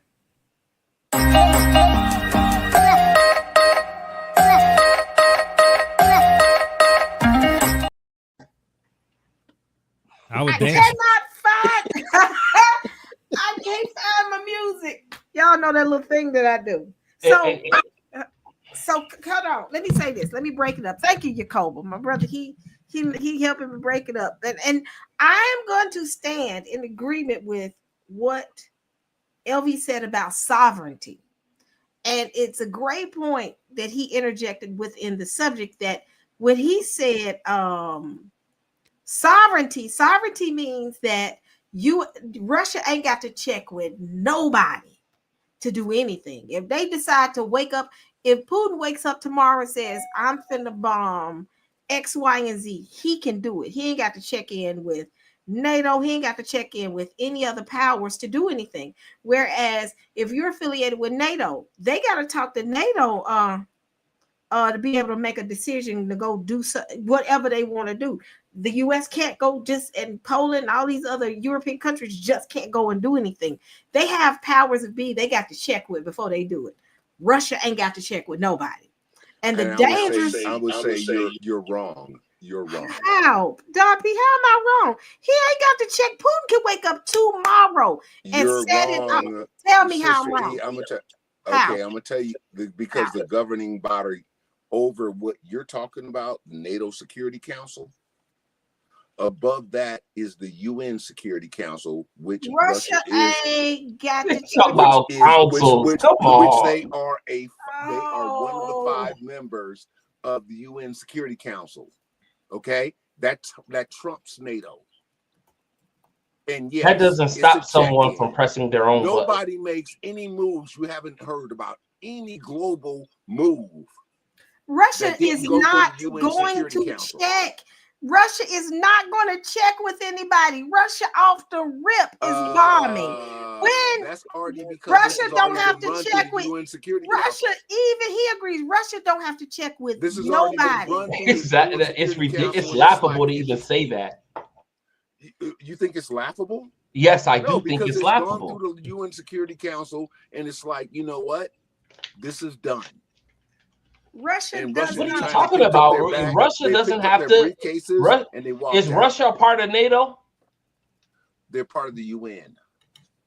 Oh, so the UN can sanction them or stop them from starting their own war. So right now, the UN can't even stop. You really don't understand government. So why do we have Russia versus Ukraine? I'm done. Why does so I think because you really I think World Governance Council. I think there's a misunderstanding because when you look at Russia's relationship with the United Nations, they signed on to certain treaties and certain aspects of those treaties. The UN does not have sovereign authority or tell Russia what to do. All of these nations are still sovereign nations that signed on to co-relationship with the United Nations, but the United Nations can't tell them what to do. Not yet, anyway. Right. So Russia can do what they want to do, like America can do what they want to do, like China can do what they want to do. Nobody's fully under the authority of the United Nations right now. There will be ramifications and repercussions. There's always, there's always ramifications. That's the thing. Nations are buddy. If you don't do what we say, then we'll move against you. It's always been that way. But that does not take away from someone saying, you know what, I have an issue today. Let's push something. If you say United Nations has the authority to stop Russia, they would not be warring with Ukraine because there's a lot of members that are siding with Ukraine that's a part of the UN. Then if what you say is true, we would never have the conflict or it would have been squashed by now. Correct. If they truly had the power to stop it. Because right now you're in a situation where Israel is bombing Gaza. The UN can't even stop that. In fact, the ICC has already put out warrants for Netanyahu's head because, he is going against what they consider to be Geneva Convention, but they still hadn't stopped him, and he's still doing what he want to do. And actually, the ICC can't even get him to chill out. Hold on. Do y'all really understand what this is about? Do y'all really understand what this is about? What is it about? we can go from anyone truly the understand? Gaza conflict. We can go from the Gaza conflict, and Lindsey Graham told you plainly what it was about, and it's the same thing in what we're talking about with Ukraine. It's the exact same thing. But I'm confused. What does that have to do with Russia's sovereignty? I'm not getting it. Oh, what does that have to do with Russia's sovereignty? Well, it would be the war that Russia's fighting with Ukraine. Yeah, but what does that have to do with whether or not Russia is sovereign or not? Because they're just a member of the UN. It's like they're part of a frat, right? The frat might have authority over all the other frats, but each frat member is an individual who has. I get what you're saying. I get what you're saying. But there's always And as you stated it hasn't been revealed, but there's always going to be some type of ramifications going against the head. So here's the thing: We what's don't get to really see that. happening? We may not get to see that, but that's what's going on behind the scene, because that's the head. Well, the whole purpose of this war and the WEF and this whole global disorder is to bring about a world government, to bring about where Russia is subservient to the world or international order. That's the whole goal of this thing. They got to tear it down first. Thank you. And so that, yeah, and that's what they're doing. And like, if you look at America, right, Bitcoin going up like crazy, right? Why? Because people moving their money because they scared, right? And then you got a bunch of new... Yeah, and you got a bunch of new FEMA camps going up around the country right now. What that tell you about to happen? Like 2008, that's part of it. That is a wealth shift. Again, we saw it in 2008. So that's a wealth shift again. So the poor gets poorer, and that's the greater percentage of the population. And that's what we see in these movies that they often cast in black and white, with folks wearing ragged clothes and stuff like that. Yeah, and eating out of pots that are cooked over open fires. That's where they're moving you to. Can I say something real quick? I'm glad the brother segued back into what I was really talking about. And sometimes it could seem like we're going all over the place or off subject, but it was all to create the understanding of this is a test of nation sovereignty. If we understand what's truly going on, it's the one world government. And you have nations that fight against it, and you have those that conspire to get it all under the one rule of thumb. Religion, finance, whatever, medical, it doesn't matter. All of those elements, every industry.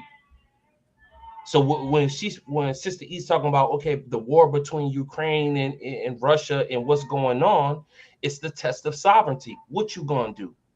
What can you do? And this is not just one solid piece of cake. It's a layered cake.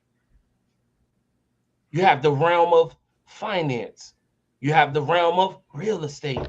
You have the realm of all of these different realms in industries that govern and dominate our lives. It's putting all of it under one rule of thumb. So when you see other nations like, we ain't going with it, what do you think the war of, you know what I mean? Whatever you choose, Christian, Muslim, don't you see it? What we say versus what you say. I see it shaping up. I see it shaping up for exactly, what the Most High said is going to happen. Right now, what I see on the global screen, based on all of my observations on global news, the United States and Israel are getting isolated. That's what I'm seeing. I'm seeing that because of their geopolitical stance, they're becoming isolated. And that's just what I see based on the news reports globally that I watch. What I'm trying to allude to everybody is that when I first came in the conversation, it was like, we're tearing down America. But we don't understand that the fabric of each of our families is embedded in this. So when you say the fall of it, that's the death to our families in multiple ways. Say something to you. What is it? Go ahead. Yeah. Go ahead. Of course, I'm here to listen. Okay, You missed it. When you say we're not tearing down America, we're telling the truth about America. That's the difference. If this place was a place of sanctuary for us, Black people ain't about just saying any old thing about any old body. We're telling the truth about what this place has done to us and continue to this day do to us. That's all. It always seemed like oppression when you're the one receiving. Like if I do something wrong to you and I want to defend myself, I think you're attacking me. No, if I do something wrong and I check you, you should say, you know what? I'm sorry. I see your point. I apologize. I should not have done that. This nation has never apologized for what they have done to us, and they continue to mistreat us today. And this election is just another, as far as I'm concerned, a nail in their coffin. You them know, choosing number 47, them choosing number 47 just shows there's no place of repentance for these people. They refuse to repent.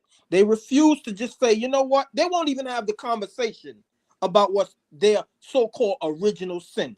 They won't even say, listen, we did something wrong to these people and we need to make amends. You will never hear that from them. That's all I'm saying, bro. I That's know. what all the rest of us is saying. We're just speaking truth about what they've done. Eric, I'm gonna say this. I agree, but everybody not built like you.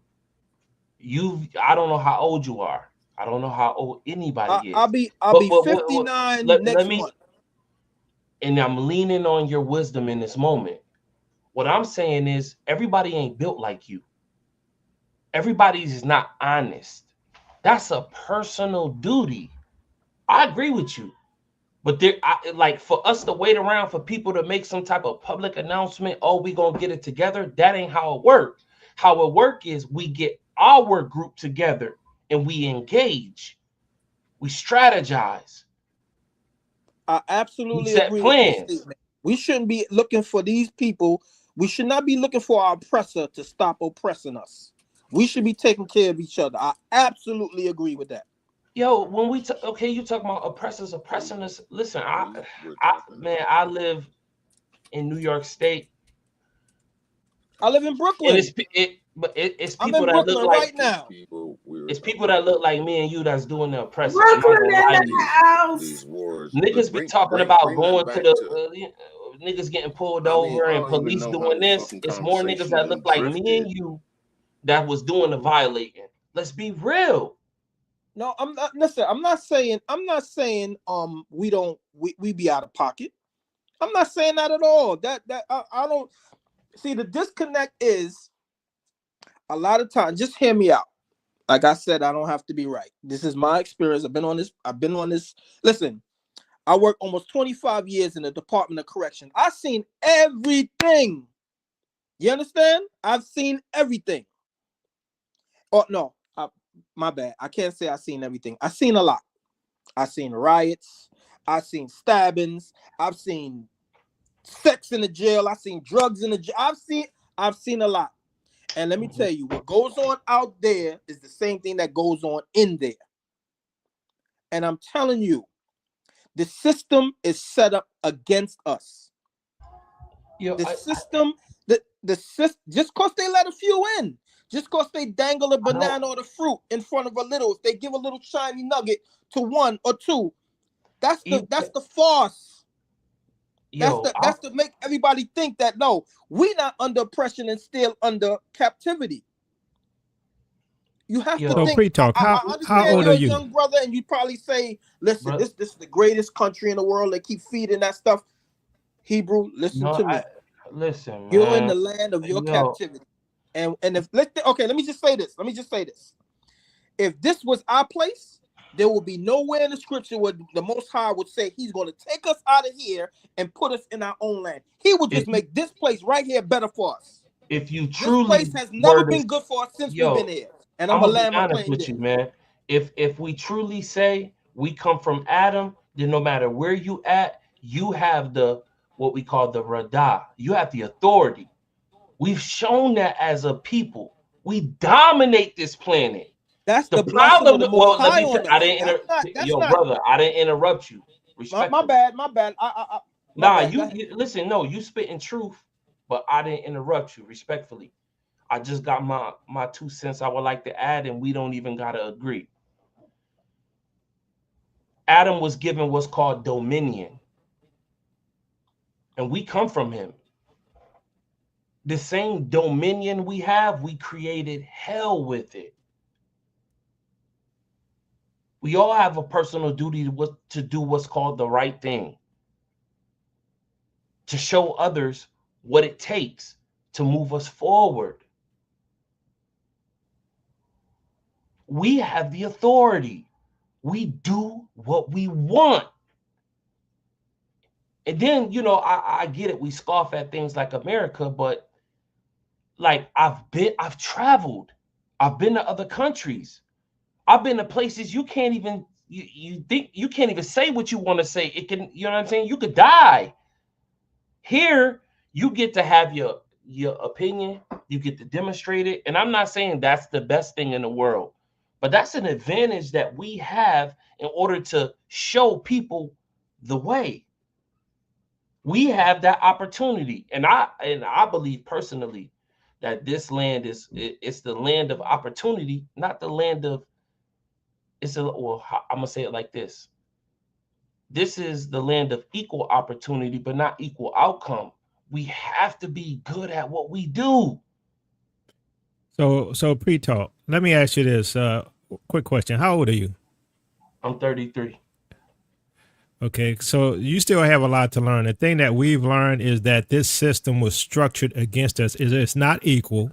We do not have the same opportunities, right? There are traps and there's avenues the way they subjugate us. Like, for instance, COINTELPRO, right? COINTELPRO was to make sure there wasn't a rise of a black messiah. They also took the father out of the home to weaken our home. They also, by getting the man out the home, the woman raises the kids have no male direction, so therefore the kids go astray. So now you have kids hanging on the street by themselves and they gang banging and they shooting. But then everybody look at us as if we're the problem, but they're the ones that created the conditions to create the problems. And so now what they're doing is they're pushing and promoting LGBTQ in our community. And now you wonder why there's so many black faces of that movement, because it's by design. And so they're systematically destroying us. And not only are they doing that, they're poisoning our food, poisoning our water, poisoning our air. And so now most of the kids that you know today, they're on Prozac, right? Why? Because they got mental issues. Why? Because they're poisoning us. So if you want us to come and say, well, we're stronger and we can come together and fight and unite, no, they got all of the strings that control all of the levers of rising in this system that they control. We are literally in a matrix that they are the ones that control. We are just the little puppets in the middle of everything. And they move laws, they change laws, they tell us we're citizens, right? They tell us we have equal rights, but when it comes to applying the laws and the rights, it's not equally applied. So there is literally no way to rise in this system. We have to leave.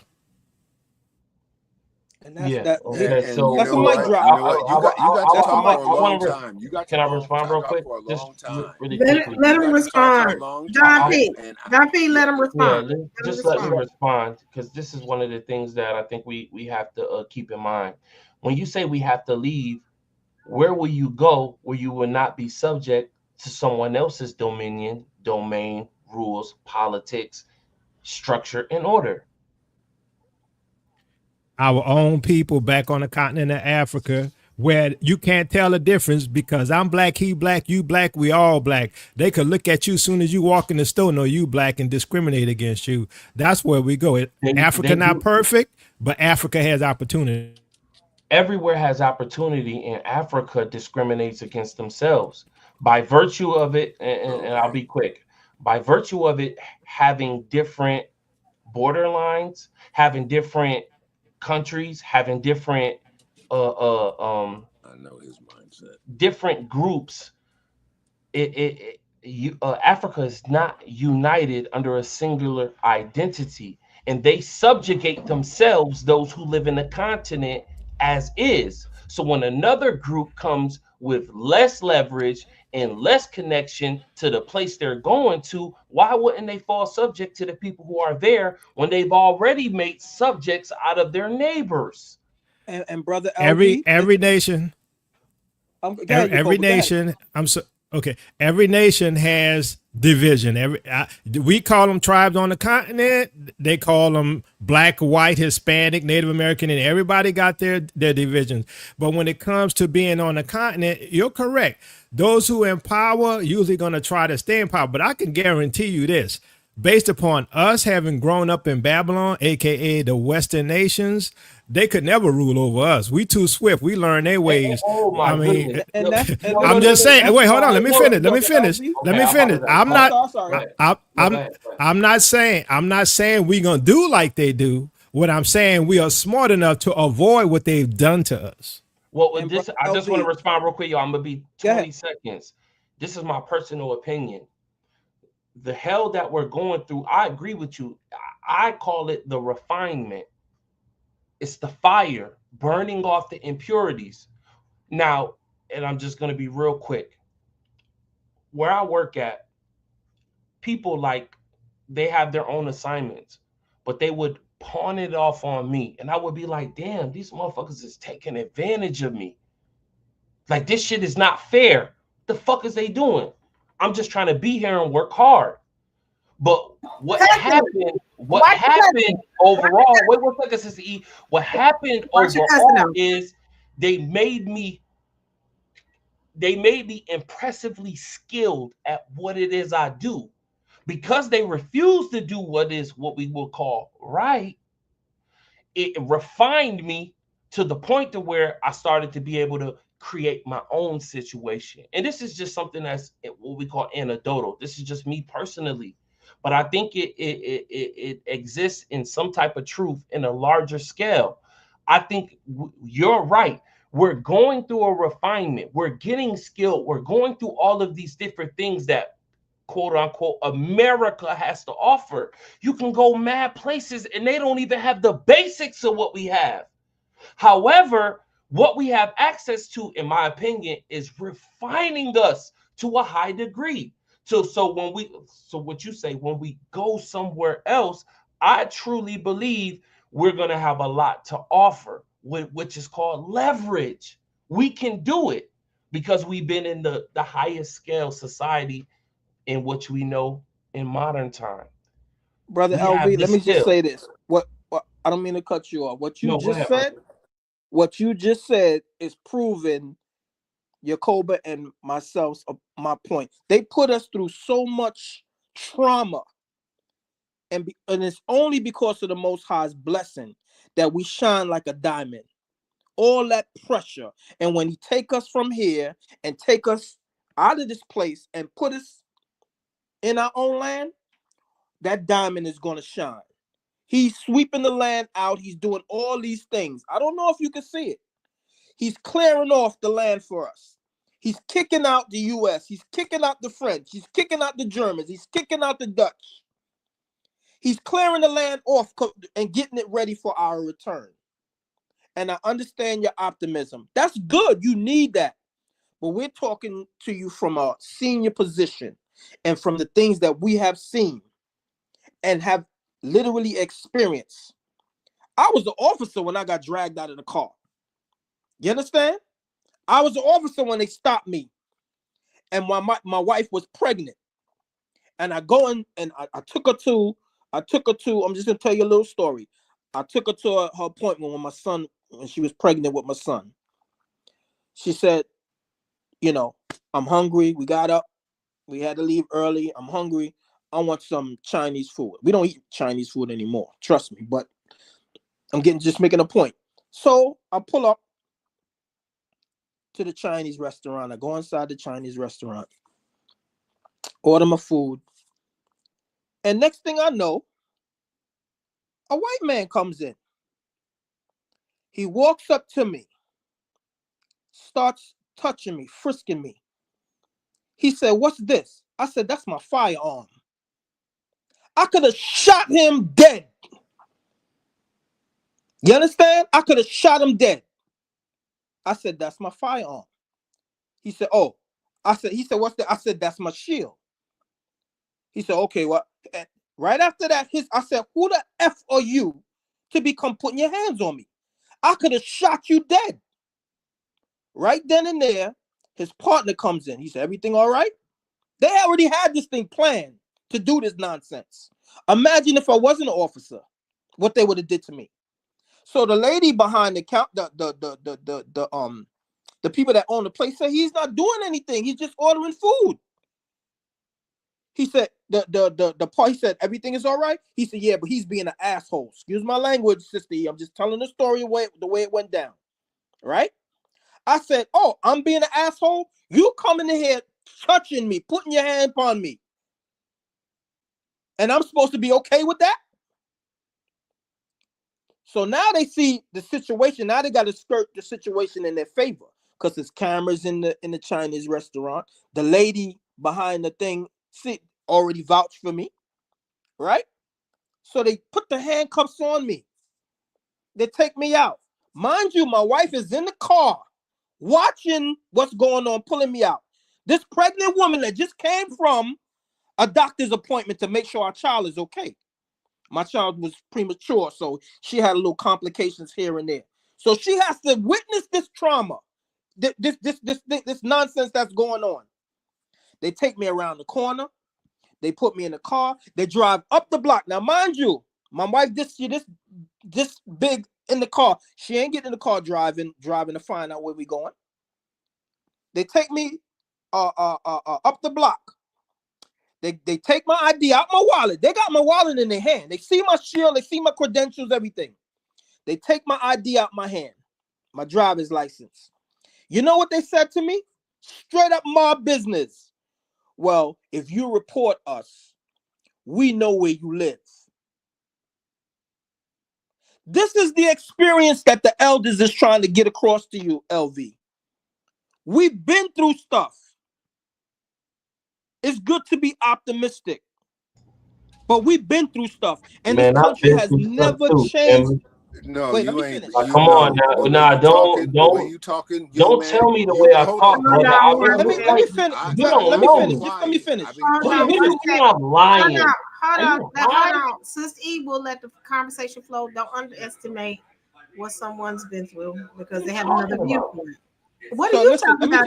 Let me just finish. No, I'm talking to John Ben. That's what I'm talking about. What do you mean? Hold on. I'm gonna put everybody down in the goo except for me and Jacob and Eric. Now, the thing is this. To say someone has not been through something because they see things from a different lens is disrespectful. I think everybody up here, as long as you got a black face, you've been through something. Same thing with my daughter. Some aspects of what LV is saying, she would probably agree with some of the stuff that he's saying. Not everything. They're the same But a age few group. things. Huh? They're the same. They're in the same age group. But yet and still, it doesn't take away that she's been through something and he's been through something. No, it doesn't. But here's the deal. So let me in finish. our age group, we've been through more. We've been through that plus. Let me finish. So with that being said, you still can't even say that because each generation, struggle is not a generational thing in some cases. Struggle is just your situation because there's some folks that's probably younger than me that's been through much. I think we've met our cussing max today, people. I know I'm going to get a call from the nice Emas in the morning because y'all saints in here just really, really, really, really cussing tonight. Whoa. Hey, Sister E, I apologize for the foul language. Okay, I apologize. Thank you, LV. The only point I've been trying to get a word in edgewise. Is E talking real quick, and then y'all can go right back in. I'm not gonna stop the dialogue. I'm trying to get a word in edgewise. Okay, but yeah, that's still. Just don't say stuff like, "Oh, you ain't been through nothing." You just don't. I don't like when people do that. Now that's a pet peeve of mine because you never know what someone's struggle is because they have a different viewpoint. So let's keep it clean. Let's keep it nice. Y'all see me and Jacob just sitting back letting y'all do y'all thing, but let's keep it clean and keep it nice. Right. All right. So here's the deal. Let me just finish. Let me just finish my statement. And I feel like let Eric close his. 1 second, Don P. Let Eric close his point. Oh yeah, because let me back. Eric closes his point. Don P is next, and then after that, LV. If you got a point, make your point. I don't know if Jacob got a point. I don't even have a point right now. I'm just listening, just trying to make sure this is as clean and respectful as possible. So go ahead, Eric. Thank you. So only thing I'm saying, LV, is I'm glad that the generation is changed. Things was worse for the generation before us and the generation before that. But what I'm trying to say is this country has never repented for the things it's done, and it's not going to repent. And that is why the Most High is going to take us from here and put us in our own land. And nobody, and how it all plays out, I don't know. But that's why the scripture says that this is going to be so miraculous that they're not going to talk about the old Exodus anymore. It's going to be this Exodus that takes us from here and puts us in our own land where we don't have to worry about being pulled over. We don't have to worry about them charging us more and giving us less and all the wicked sabotage that they do to us. That's the only thing I'm saying to you, young brother. I respect you. I see you're a talented brother. I'm for all Israel, and it's excellence. But just listen to the elders. Listen to the elders when we're trying to tell you, because we've been there. That's all I'm saying. Respect to you. Definitely respect. And I want to say one thing. It's like, I know I may be young, and I know a lot of people may have went through more, but I've been through a lot. And it's not the platform to really just go through every nuance, but I'm from the community you're from.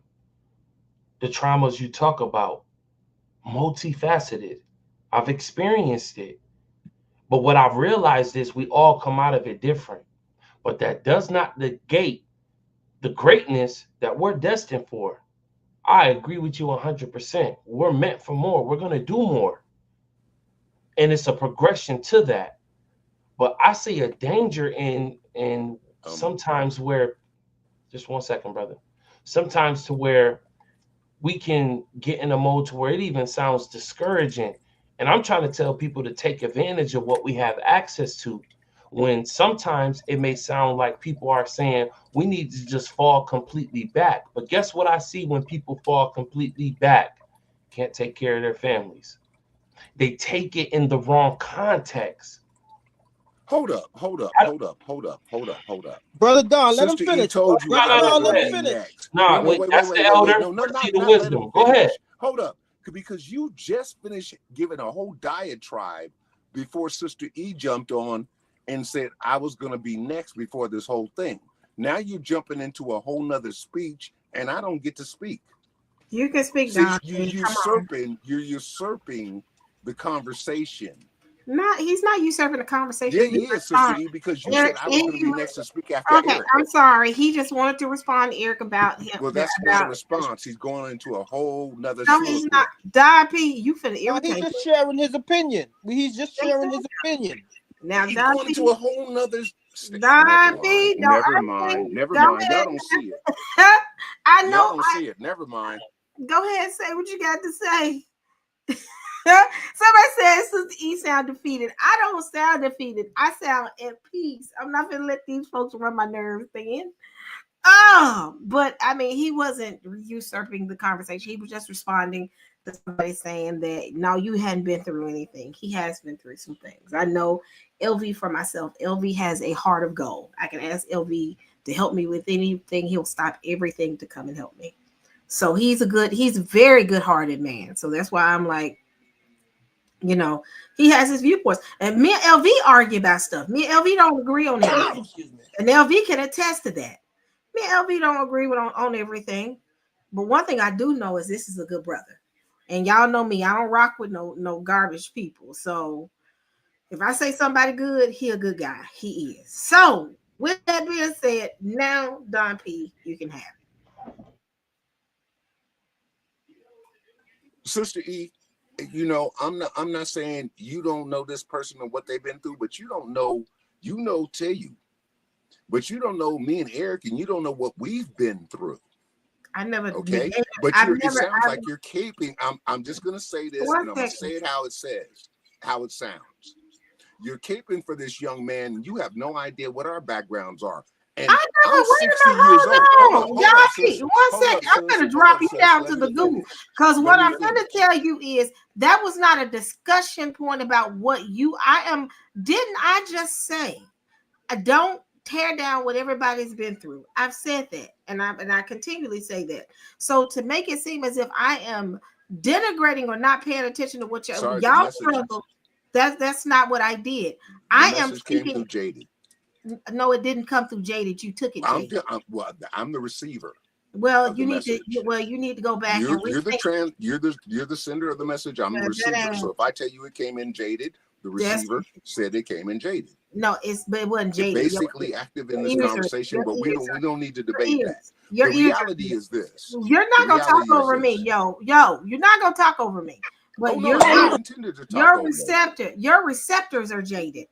I never negate Okay. Eric. At one point, did I ever Okay. make it seem as if you had been through anything? No. No. Okay. Thank you. I just spoke on behalf of LV because I know LV personally. Right. Exactly. And there's nothing wrong with that. Anybody knows me, Exactly. I get to know the people that I deal with, just like I know Yacoba personally. Exactly. So I I can stated those on 2 points. But the thing is, 2 points. Yeah, but you turn around, made it seem as if I negated, like y'all hadn't been through nothing. I never said that. I didn't say that either. Yes, you did. No, Yes, you did. No, I didn't. Yes, you did. I did not. So what I do need you to do is get to your point, because right now it seems as if because I am speaking on behalf of LV, you feel some kind of way. Get over it. I'm cool with LV. So no, I said you were familiar with those 2 individuals. You're not Can familiar with us, so you understand their background. Let him say what he got to say, LV, and then you jump. You're familiar with these 2 individuals intimately when you're not with us, so you don't understand our background, and there's a whole psychological thing going there, and subconsciously or consciously, but we don't need to deal with that. The point of the matter is, what I wanted to get with Brother Eric and what he was saying and some of his experience and background is, yeah, Brother Eric, I'm with you 100%, because my background, I'm a law enforcement administrator. So I have all that background. So I understand. Matter of fact, one of my duties and responsibility was training for my department. So I was responsible for the training of all my officers and how they performed in the field. So when people come in and they really don't understand, and then that's a whole subculture with Black people in law enforcement, they really don't understand the world we live in and how we balance between our Blackness and our loyalty to that, and understanding the history of law enforcement and where it derives from. We are very complex individuals that walk a very tight rope in understanding who we are and what we're supposed to do. And for me, it was even before I even understood this whole Israel thing. I was a Christian. But I understood the responsibility of doing the right thing as an individual, as a human being. When you see these devils out here that are way over compromised, that are doing the will of their father, I don't need to see nobody caping for all these. I don't need to see nobody caping for Amalek. I don't need to see nobody of melanation caping for Amalek or Edom. If you're willing to do that, to me, you are a nation traitor, and you can kick rocks. And I land my plane there. I would like to definitely respond. When you get done, I think I don't know.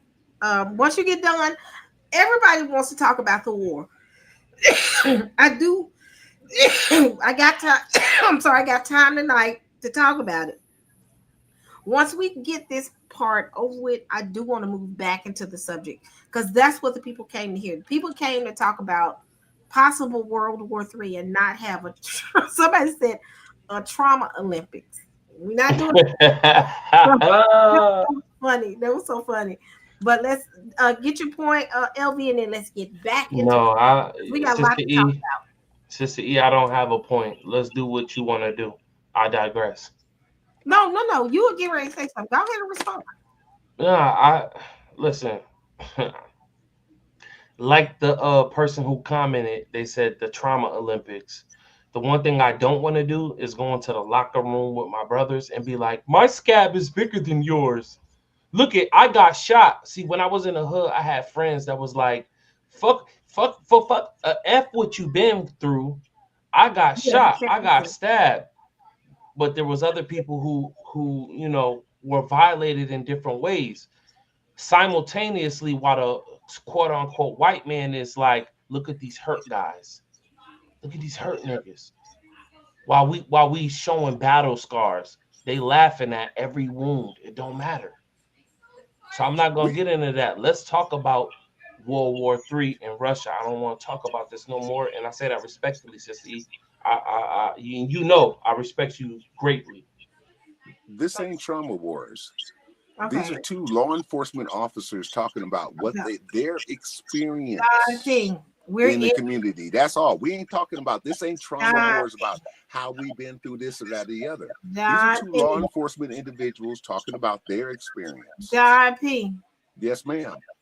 Back on World War III. Okay, so we can get on World War III because that leads right into what I was talking about with Amalek and Esau. Okay, so going back to the point. Okay, so let me get everybody back on point. So the big thank you. This is the subject, and we're gonna stay on this subject. With that being said, the whole point of this conversation is right now, every nation is tense right now. I've never seen them this tense before. And the biggest concern is right now Putin got his hand on the trigger, and people underestimating what that means from a catastrophic standpoint. If he pushes that button, Ukraine is going to be decimated.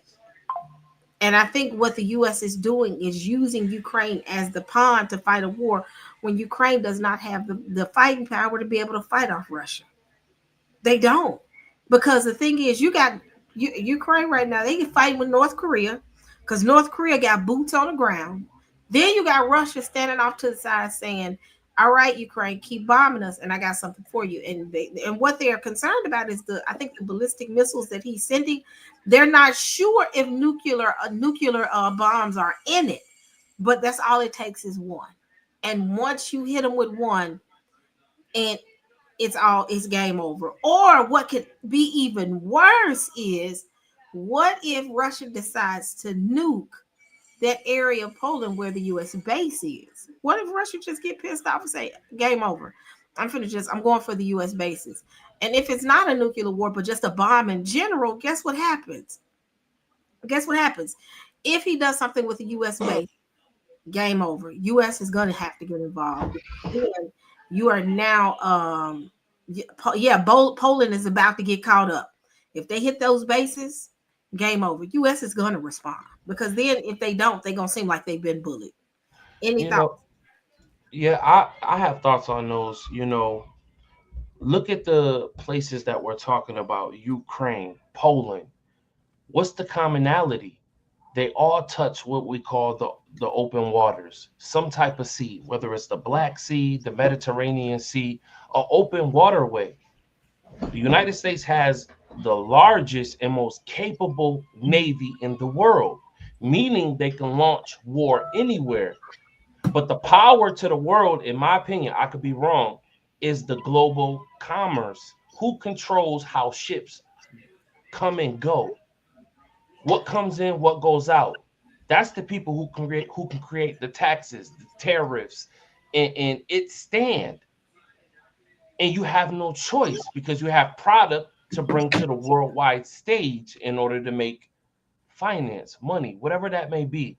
So I agree with you. Like, these places are strategic. Israel, Poland, Ukraine, they all touch the open waterway in which the United States brings goods back and forth. So, I mean, it's just clear. They're going to fight. It doesn't even matter the story. All of that, I agree with Don Ben, is propaganda. The real, in my opinion, is controlling goods coming and going on the open waterways. Well, here's my thought on the matter. I agree with that. I think the whole target isn't control of the waterway, because obviously when you look at what the Houthi is doing in the Red Sea, they control things in the Red Sea, right? It's not America, it's not Russia, it's the Houthis. And so really in my opinion, what's happening is the continuation of colonization, which is rephrased as capitalism, which is Ukraine has one of the biggest bread baskets right? Where the corporations want to control that, and Russia also has a huge breadbasket and has a lot of resources and minerals, and they want to control that. It's what they've always done. The British and Americans. The British went to India and took their stuff, went to Africa, took their stuff, went to China, took their stuff. It's a continuation of gobbling up all the resources of the world, and that's why the World Economic Forum said you're gonna own nothing and be happy. Well, if we're gonna own nothing and be happy, then who's gonna own it? They are. So that's the goal. That's what's happening right now. It's a conquest for resources that they've started 500 years ago. No, I agree. Jacob is 100% correct, because they've had to pull back their advertisement of property, real estate, listed in Gaza on the West Bank. What do you think is going on? Like I said earlier, what do you think is going on in the Ukraine? Like Lindsey Graham said, we can't let the Russians have access to all those resources. This is nothing more than a power grab of Amalek, the Amalekites, and Edom. This is what you're seeing. And if you think it's something else, it's not. It's not. And when you look at the escalation onto the continent, it's a continuation of that same domination. They don't want to let go. But the Most High is like, yeah, I'm making it so you got to let go. A lot of elements I agree, but where I like to focus, just my start is this, in my opinion, this is the perpetuation of evil. When Cain killed Abel, there was no white man to teach hatred. When Cain, go We're ahead. beyond that. This is a story of two brothers, brother, like the Hatfields and the McCoys. Don P, let him finish. Let him finish. Yeah, but we're beyond that. We're beyond that. He's going into elementaries, which basically waste our time. Don P. Yeah, but Don, you need to let the brother finish his comment, Don. Come on, man. That's not fair. Fair enough. Thank you. The people that live in if you say that's a real war, the people that live in Ukraine, the people that live in Russia, they look the same. Evil is non-discretionary, and that's the real fight. We perpetuate the behaviors that are the poison and the downfall to our communities. A lot of what Don Ben is saying is right. It's just certain elements I disagree with, or things that I would rather not put my main focus on because it's irrelevant. How can it be relevant when we're talking about Ukraine versus Russia? They look the same. But you want to preference to me some type of colorism or anything to that along those lines, but the focus is Ukraine versus Russia. They look the same. So either it is what we look like or what it is we represent. Yahweh is truth, undeniable, unstoppable, uncompromising. All things that are good is what Yahweh says. But you have those that perpetuate evil, which is the poison that denigrates our communities. Not just our community. When I say communities, I really mean our generations. We teach people that are impressionable, stupid things to do. And even say, if I may be so bold. But I'll land there. I appreciate you, brothers.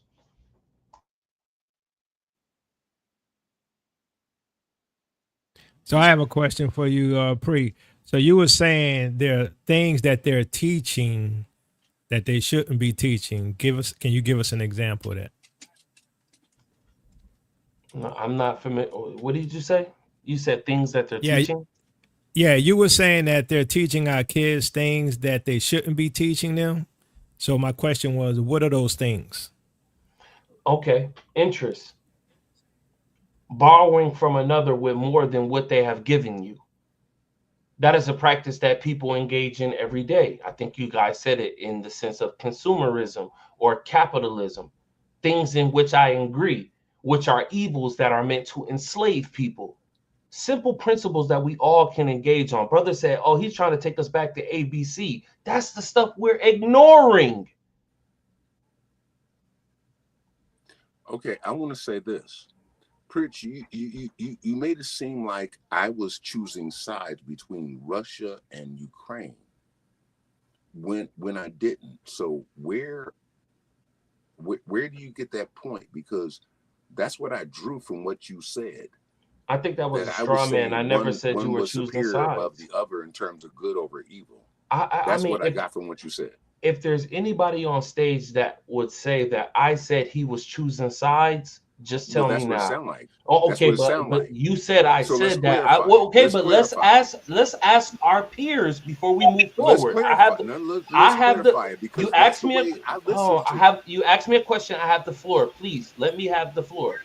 I'm asking our peers that have been listening. Did anyone hear me say he was choosing sides? Just be honest. I didn't hear that.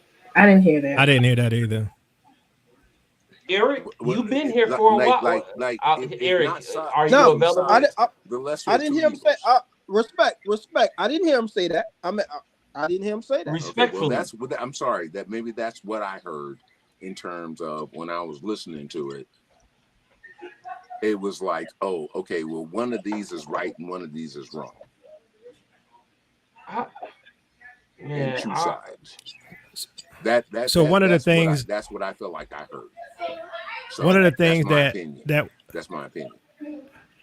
Yeah, one of the things that struck me with what he was saying was like he was saying how they teach us, and correct me if I'm wrong, Pre, about how the children aren't taught how to use their money and investment in debt and stuff like that. Was that correct? No, it is that to a degree.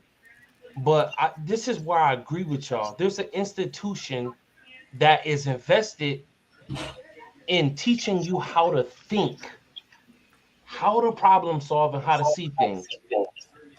And it's multifaceted. It's not just your finance. Then, they affect our worldview. I agree. Go ahead. Yes, they affect our worldview. That affects how we're able to deal with each other. Don't y'all see the denigration in our community? Even what's happening right now. I don't even fully disagree with this, brother, but we have some type of contention. That's how it is when I be amongst my people. It be tension for no reason. That's true. No. There's tension for reasons because brothers be speaking straight out and articulating truth from reality of history and is what is codified. But we never. The thing is, we always want to come back to that, but then it get cut off and then it gets let off into some other situation. So we can always talk about what is codified, and we can talk about the reality. I'm a brother that's about that reality. The codification of things, and then what we might talk about as you might consider it well, no, you wouldn't consider it that. It is what it is. And I think it's called case law. It's called case law. And okay? I think that's where so these are all solid things. The codification of things and then case law. That makes the reality in which you live in. So I think the some of the detention lies that when people don't, we got to learn how not to be able to agree in peace and be peaceable. And I think we've done pretty good with that. Disagree and be at peace. That's what I meant. And that's but you know what, Sister E? I don't think we necessarily disagree. I think what it is the conclusion of how we resolve it. I think that's the difference. I don't think we disagreeing. Okay. Yeah, I think it's just a conclusion. I think like for me and maybe Brother Eric, we got to cut ourselves off from this system. We got to get away from these people and do our own thing. Now, the younger, even my nieces and nephews, right? They grew up with these people. They go to school with these people. We work with these people, right? And so, It took me till I was 50 to understand white supremacy and what they were doing to our people. Took me to 50 years old. And so I think the younger people want to try, okay, we got to come together and build within this system. And you can't build within this system. I think that's the difference. No, this is what I'll say. No, what I'm saying is, what I agree with you is a lot of people do think that way. And some elements of that, I do think that way. However, I try to have a practical approach. What is the system using to enslave us? Once we analyze that, we understand it is our manpower. Everything the system is, we build it. Yakuba, do you agree or disagree? What is he agreeing? Everything in this world, we built. We built everything. We were the leaders of everything. We were the kings and queens. But guess what? We've been subjugated. Our family's been broken apart. They done stole our heritage and our identity. We can't even work together anymore because evil. That's why. No. Yeah, but here's the thing. We perpetuated evil into the world. Yes, we did. You was trying to say something. No, we did not bring evil in the world. Everybody's a sinner, but go ahead. Look.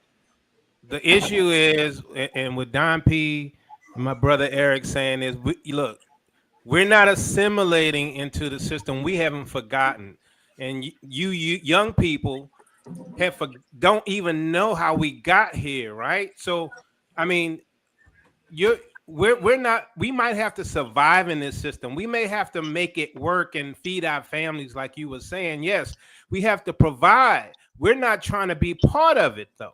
Just because we operate in it doesn't mean we have to be part of it spiritually, physically, mentally. I mean, we can go to work, make our money, step out, and pray that the Most High come and get us and deal with our enemies. I'm going to tell you, my pet peeve and the thing that I see the worst in our youth is how they forgot about our ancestors. Come on, I'm totally irritated by that. They were raped, murdered, experimented on, buck broke. I mean, you name it, they did it. I'm not going to forget it. And there's a debt to be paid. And that has to be paid. And for the youth to think that we can survive in a nation that was built on our blood, I just can't. Gotta realize let me respond. Our ancestors. Can I respond real quick and then you can chime in? I just want to jump in. What you got to realize is it's good for and this is a great conversation because we're dealing with two different generations and mindsets. Because I'm gonna be honest, the younger generations do see they are us at one time. We were like that. Every single one of us, when we were 20 years old, thought if I go to college and get my degree, I can be able to build here. That was all of our mentalities here, majority of us. Yeah, until they pull a rug out from under you, right? And then you woke up. That bullshit. Can I respond? What did you just cuss? Didn't I say no cussing, Don P? Oh, I'm sorry. I'm my bad. Well, I'm getting tired of let me finish. Can I respond, Sissy? Yeah, definitely. But what we gotta understand is that some, like my daughter, and y'all gotta admit it, I have a 22-year-old, and I think everybody else got at least 20-year-olds that they have. If I told my daughter right now, pack up, we need to move to Africa because everything we got to get up out of here, she would look at me like I had two heads, like I done lost my mind. And everybody got Sister E, would she look like that when Putin give that 2-week warning? She wouldn't. She'd be with you then. She'll be with me. If she was my daughter and she was following the politics like I'm following it, she'd be like, "Daddy, why are we not gone?" No, she follows politics. She does. No, I said if she was my daughter, she'd be like, "Daddy, why are we not gone? The Most High already told you to leave." Well, she believes in the Most High. She just you see things. I just said if she was my daughter, disobeying. I mean, Sister E making a good point though, right? I mean, we were there. You know, there was a time when I thought I could be something in this system, and then I realized how the system worked, and they run it, they own it, And so when you try to get a piece of the pie, guess what? You got to go to them to get it. Man, And it's, Wait, can I respond real quick? Wait, let me finish. And it's up to them to decide whether or not you're going to get the piece of the pie. Don't fool yourself thinking that you could be a Bill Gates who supposedly worked in his garage to make a computer, which is a fabricated lie, right? You better stop telling the truth. They got the money.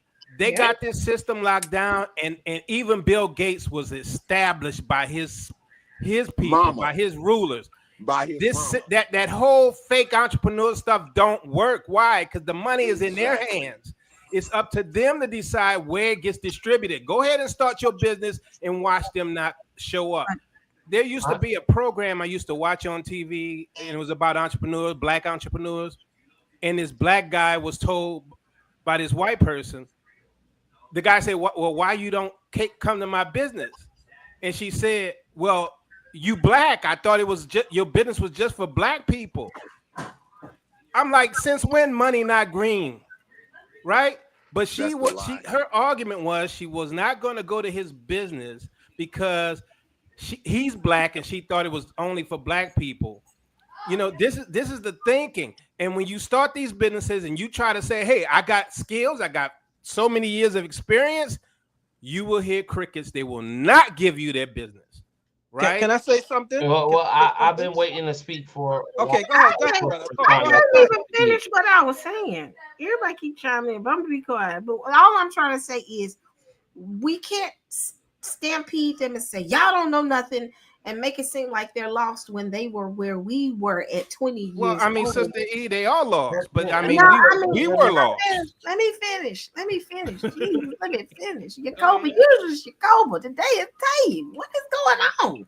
I'm just joking. Jacoba, the nice guy today, right? I know. I'm sitting here gonna argue with Dave, and no, I'm just Jacoba. You need to be jumping in.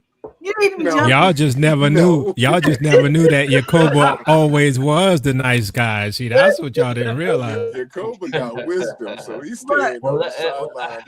But I'm gonna finish it like this. I'm gonna finish it with this. It's not that they're lost. It's just they're still developing. And again, the system hasn't. The reason we're the way that we are is because the system. Don P, if you don't mute. If you could see the look on my face right now, but I know I can. But with that being said, they are still developing. The world hasn't kicked them in the. I can't cuss because they hadn't kicked them in the back. They've kicked in us the teeth.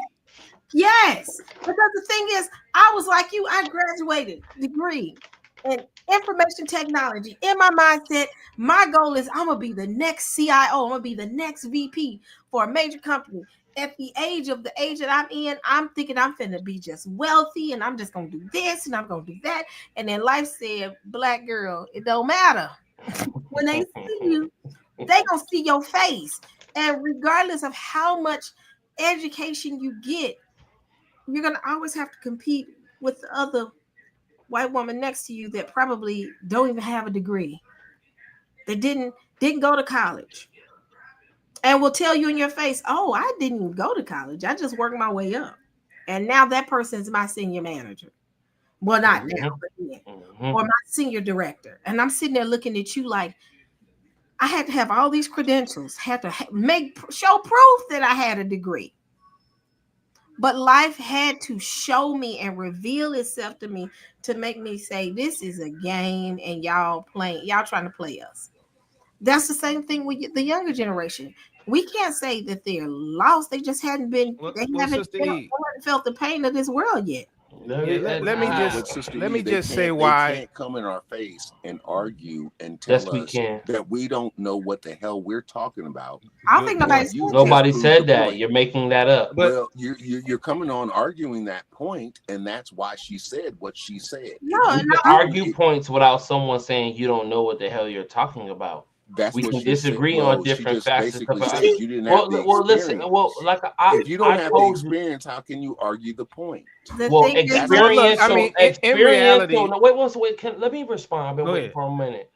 Experiential knowledge is not the only knowledge base point. I don't have to go through On this something topic, it is. wait 1 second. On this topic, it is. Then what's Because the you're speaking out of okay? ignorance. Wait Hey, 1 Don, second. Do you understand you're still speaking? Man, just let me finish real quick. If what you said is true, then what's the point of the Bible being a book?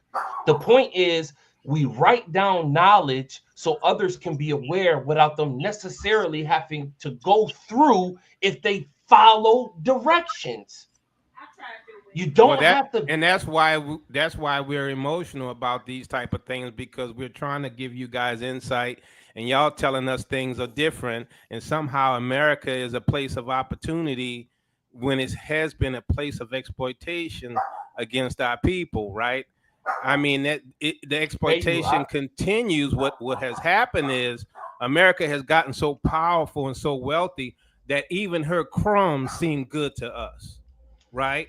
But there's a judgment coming on this nation for what she's done to our people. And I'm going to tell you the reason I was so emotional is because I never forget what they have done and what they are still doing, right? We got Breonna Taylor. We got Sonia Massey. I mean, these things are happening to our people literally on the daily, right? It doesn't always make the news, right? And somebody got to remember, hey, this is not a safe place for us.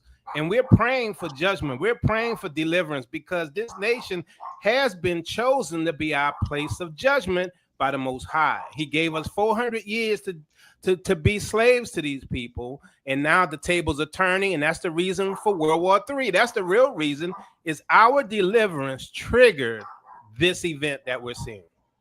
You know, once again, man, so much of what you're saying I agree with. And I think a lot of the discrepancies that we may face is because just how language is constructed. And that's a part of the confusion. Because in one breath you said, you know, we tell people don't assimilate, but we tell people to go to work. But going to work, in my opinion, this is how I view things, it's a part of the assimilation. In my view, we fuel our own enslavement. And we indulge and chase evils that take away from our personal lives and then corrupt the ones coming after us.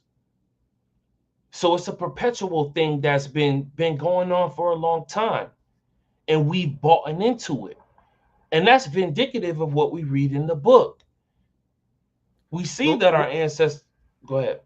Yeah, I was just going to say what you described is actually part of the judgment, right? That they would dominate us, right? We wouldn't sell. We would only buy. They would be over us. Strangers would get over us, right? All of these things have been prophesied as part of our judgment in these lands, right? And this is why these things exist, right? Yep. But you know, we're knowing the scriptures like we do, knowing that we are Israel, knowing that the judgment is ending, and this is why these events are happening, we have hope.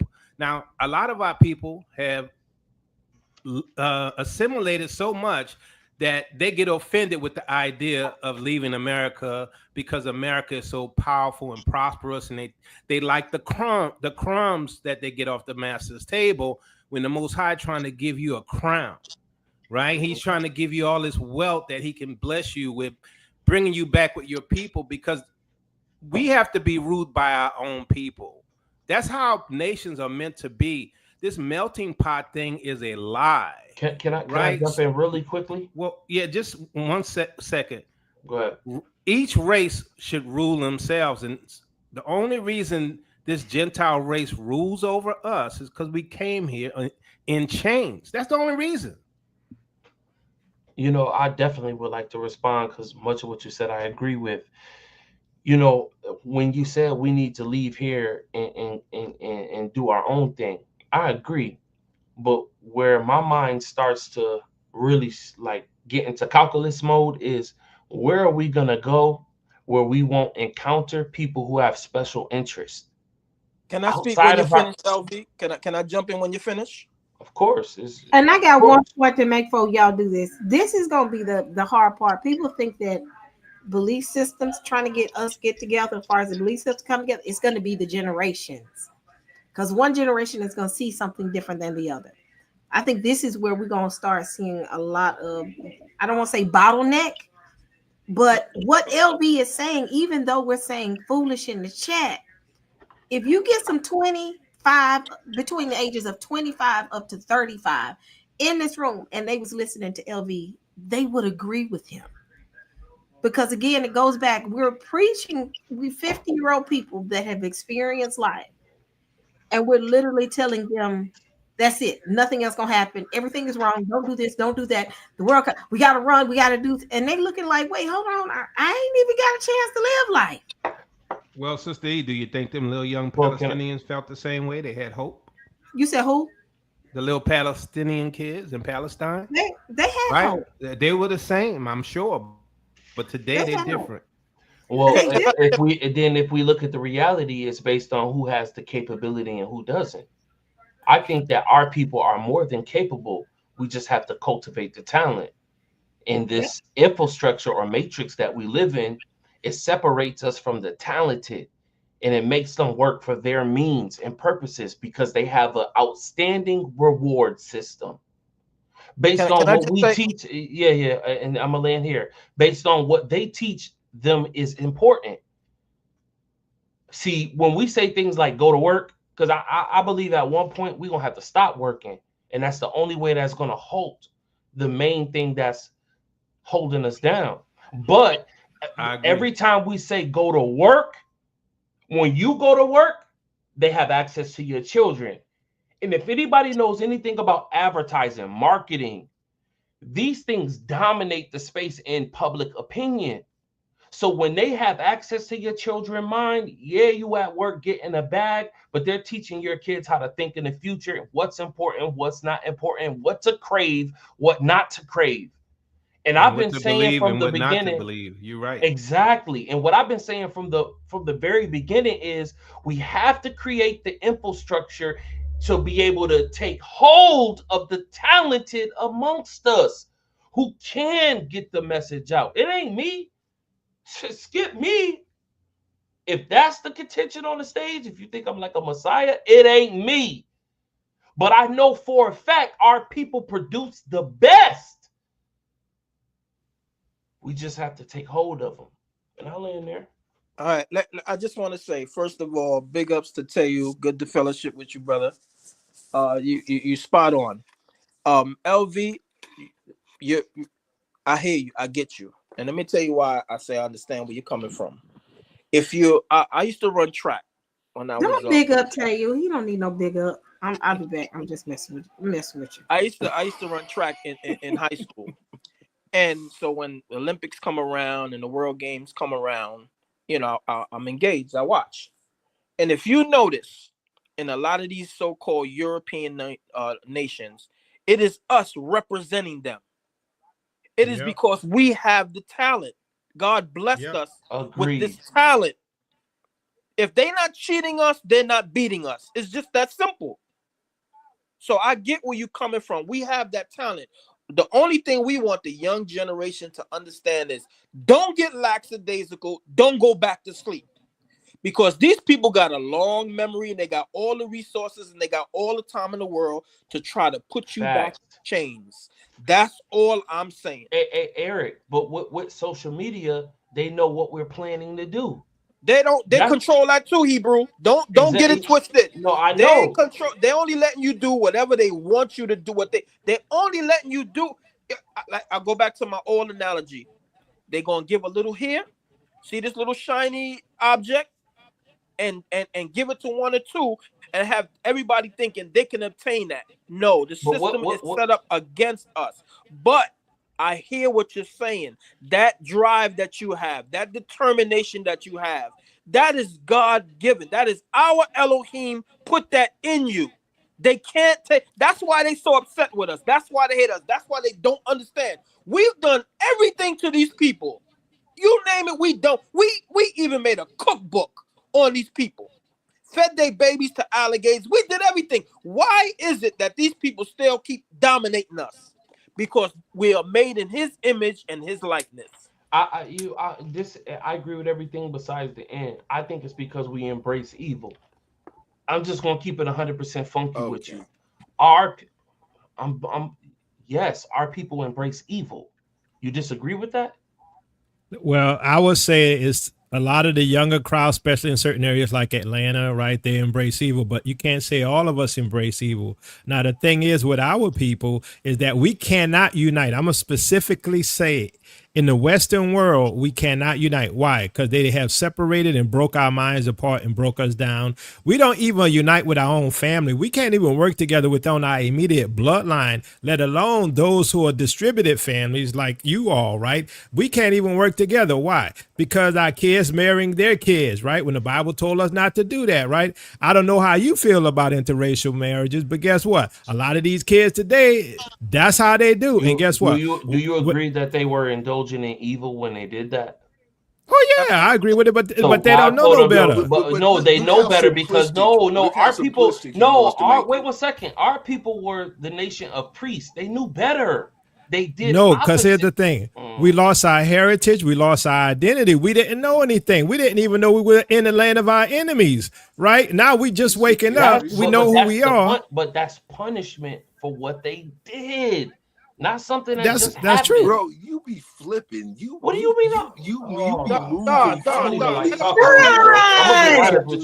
him express himself. He's not insulting people. He's not flipping. He engaging in the conversation. He doing good, Don. Let him continue. Yeah, he expressing himself. Listen, family. This is the curses being played out. He said we will have an evil eye towards our. But this is all the curses playing itself out. What we have to do, and this is where I'm with you, LV. We have to make a draw a line in the sand and say we're not doing it no more. We're gonna love each other no matter what. If you go back and you read, I believe it's Joshua 56. Go back and read it. Go back and read it.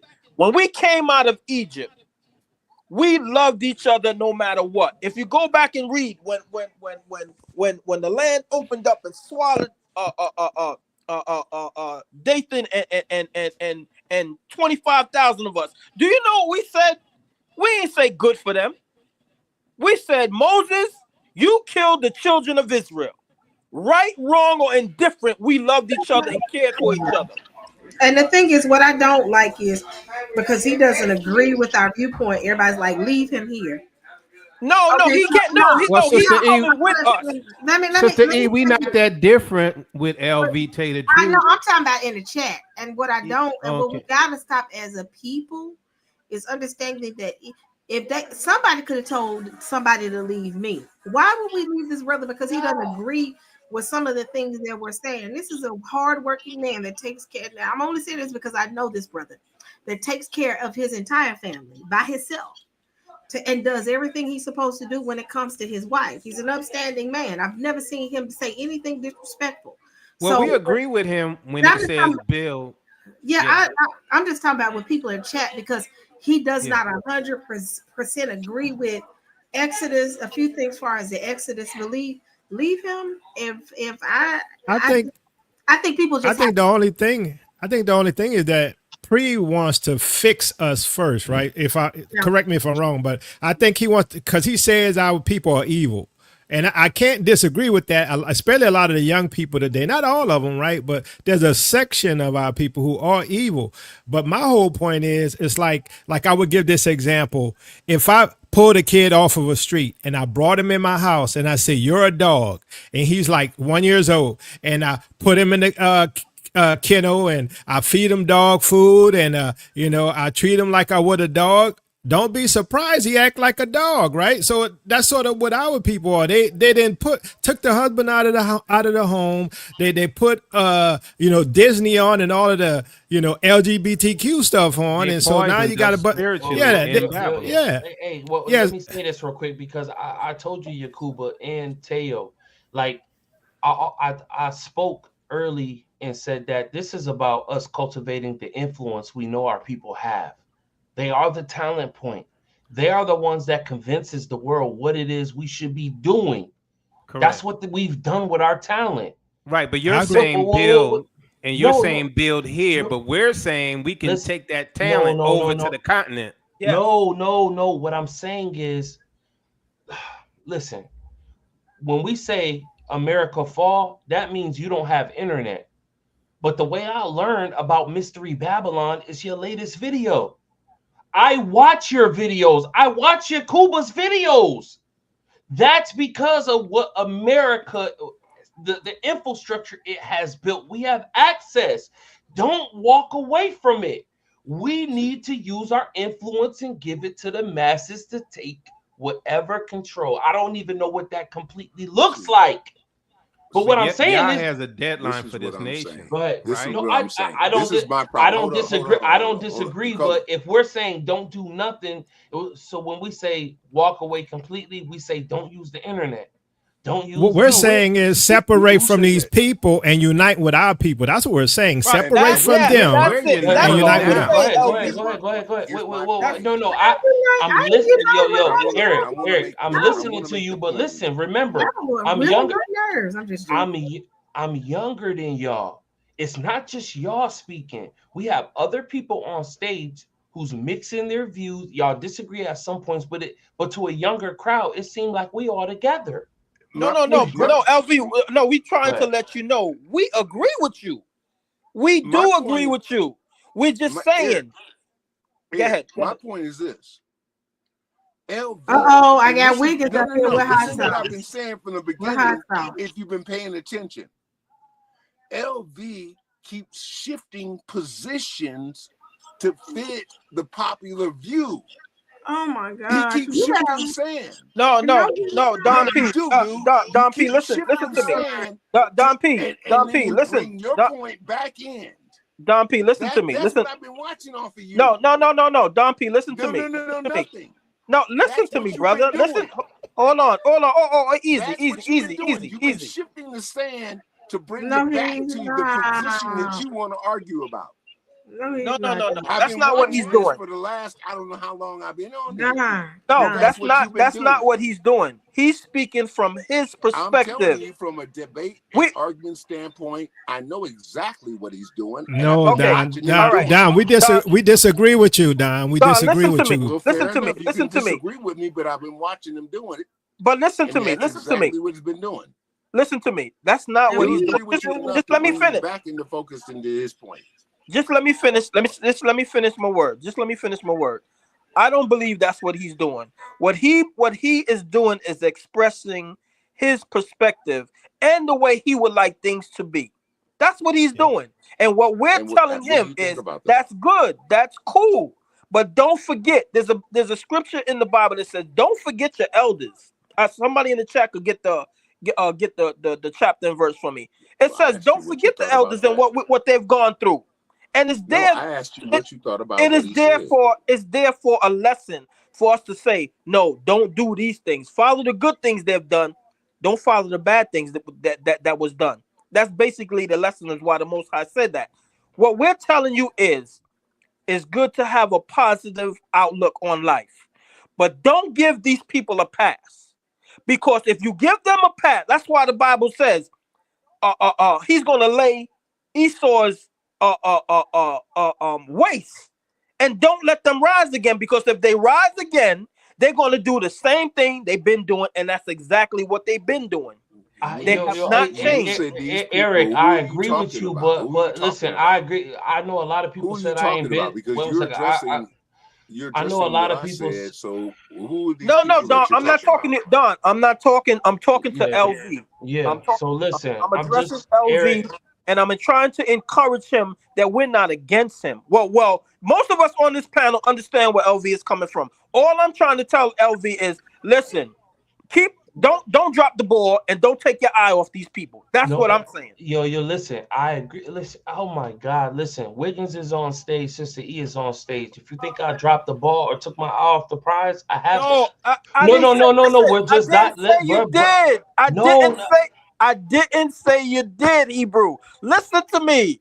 You're quick to defend yourself. I'm not saying you did. I'm just giving you advice not to. I didn't say you're I already told you I respect you. I see your talent. All I'm saying is don't fall asleep and don't turn your back on them. That's all. And when I said that statement, I promise you, I wasn't speaking to you. There's an audience that's listening to us. And I'm just making it clear. Me and you are crystal clear. I believe personally that there's nothing that I've said and you said that we've missed each other. I've appreciated the dialogue between me and you. And I'm being honest when I say that, sister. You Y'all are know me. hilarious. So it's not one of those type of situations. All I'm saying is it's like, which we all agree, coming from a younger demographic, when I hear certain things, it comes off a certain way. And vice versa. When I say things, I feel like I'm making myself clear, but because of where we're at in our knowledge and just our experience, we take it a certain way. However, I think there's a huge amount of consideration. I may not understand completely what you're talking about, vice versa, but I do believe we have that level of respect right now. So it ain't no issue between me and you, Eric. We on the same page? Respect, respect. It's Y'all are respect. hilarious. Y'all are hilarious. Somebody said, "Don't kick Duffy. I'm giving some water." Don P, what is going Oh, on hey, with I'm you? Yo, ready. I'm ready. I'm ready to kick there's it a in right now because here's my deal. Here's my deal. I have no idea where this young man stands. He talked about, I made it clear. No, you didn't make it clear to an elder that deals on international stages, dealing with people on those levels. No, you didn't make it clear. You sound like a bunch of my nephews who mumble their way through life. And no, I do not understand your point of view. These elders, Teyu and Yakoba, have made pretty much their standpoints very clear. Matter of fact, Yakoba has made his standpoint very clear and put that on text in a hardbound, which I really appreciate because I love hardbounds. You know, they stand the test of time. But what I hear is a young man talking a bunch of rhetoric, which I hear, from these younger generations. Listen, I got 32 cousins, okay? That means they're all in my age range, and they all have children. I've got grandnephews and nieces, and yes, your generation has done very well in America, and that's why y'all can't see what time it is, because they've allowed you access once they killed off our leaders and got you to acquiesce. Come on down, Pete. Come on. Well, Keep when you talk going. about Keep those going, Don. people, man, I just firmly disagree. Let's start at the international presence. I'm Look, well rooted in. Go ahead. yeah, from my perspective, yours. Maybe I'm wrong, but it sounds like you're saying we can make the best of Babylon while we're here, and we're saying no. This system is not designed for us, right? We can do okay, but it's really working against us, and it's not just us in Babylon, but our people, even on the continent. The long arm of Mystery Babylon has totally dominated and destroyed really every nation through colonialism to this day, where she has her foot on the neck of every nation. Right now, you have to dig deep in the history, and when you come out from doing that research, you're going to be blown away by the stuff that what I call Anglo-Saxons. You will be surprised what the Anglo-Saxons have done to the whole world. It will make you furious, but they're also a danger to us and the world. And that's the thing y'all not seeing. So to think that this court system works for you, it doesn't. It abuses our people. It illegally charges our people with false accusations and false arrest. And I'm talking professional people too. Our professional people, even in politics or whatever, they get attacked when they're innocent, right? And then they have to spend a ton of money to prevent themselves from going to prison when they did nothing. These are the things that they're doing. Y'all don't understand. They are secretly attacking our people one by one and locking them up under false charges, things like that. It never ended. You Yes. know, I And that I would like to respond real go ahead, quick. You brother. know, just And I just want to say, in welcome the Wiggins on the stage. Here comes some more. Here's some more. I have a personal beef with Wiggins. We'll get Thank with you, that thank you, later. thank you. What's up, everybody? Hey Wiggins, it ain't over. So listen, I'm messing with you, Come brother. get it. What's up, You I know, brother love you, Wiggins? man. Glad you're here. I yes, I love sir. you guys. Teo, Thank you, Teo. God bless you, man. It's a pleasure to be on the stage, guys. I probably known Sister E maybe I would like to say 4 or 5 years, but let's say 3 or 4. And very early on, she put me in contact with your channel. I've been watching it. I enjoy the content. It's very informative. Now, when you say statements like y'all probably don't understand, no, I'm very well in tuned and I listen. However, my nature compels me to be a skeptic in order to get more answers. If you go based on what Don, I think his name was Don, if you're going based on what you've heard coming into the conversation at a later point, you miss a great chunk of the premise that I laid forth when I first began speaking. So it may seem like we're on different sides of the field. And maybe we are on different sides of the field. However, I just feel like maybe we need another conversation or just maybe something somewhere else so we can get a clearer picture of where I stand. Because you coming later just it takes away from what I was trying to express early on, which I believe the other brother created straw mans to take away from what I was actually saying. Maybe there's people on stage to say, yeah, that's true. You know, he's being misrepresented, but if not, that's okay. Sister E will tell you, I love dialogue, especially when we talk about theology. That's why I love to spend my time and effort. I Okay, appreciate you. let me just I say, caught the whole Teo, conversation from the brother beginning, just to Teo, let you know. brother Teo, you are on point, on point. And LB, your young brother, respectable. You got fire. If you anybody know me, I love it. You understand? Just let's agree to disagree and just keep it moving, stay in love. But I hear what you're saying. Your inspiration to us, saying that shows we ain't gonna give up. We're gonna keep fighting this fight and looking forward to a better future. What the elders is trying to show you, and I done said it another time, and I know you understand, I know you hear what I'm saying, is don't think for 1 minute. Don't think for 1 minute, especially in this nation, but it's the system as a whole, that they don't have a target on your back. That's all we as elders is trying to say to you, because of the stuff that we've gone through and our experiences. And Don P, I wasn't disagreeing with you. Only thing is I'm saying to you, Hebrew, is let the brother express himself. Because if we keep shutting down the young generation and tell them they don't have a voice, guess who else we're going to have to deal with?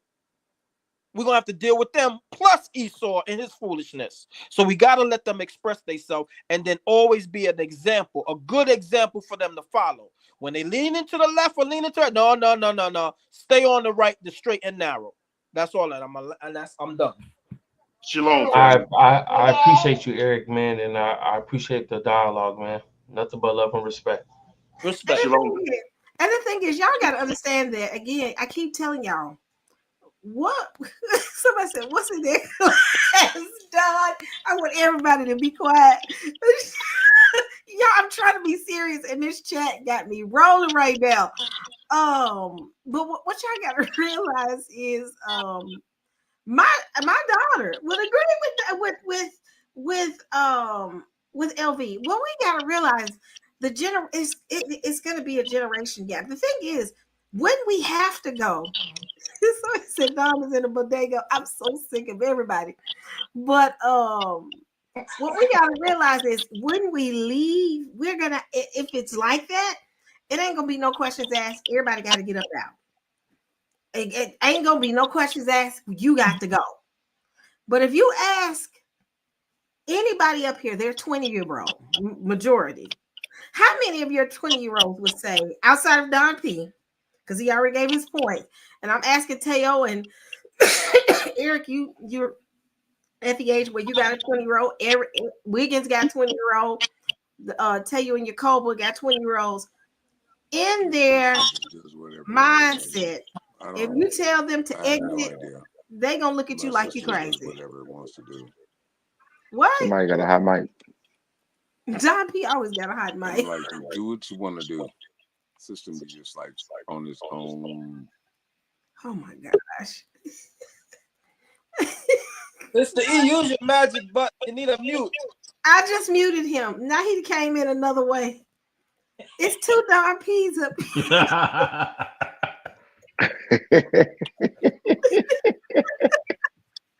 Hey, hey, Sister E, man, I always appreciate your platforms.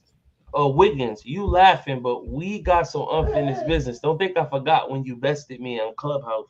I remember that. I got something for you. I just want you to be aware of that.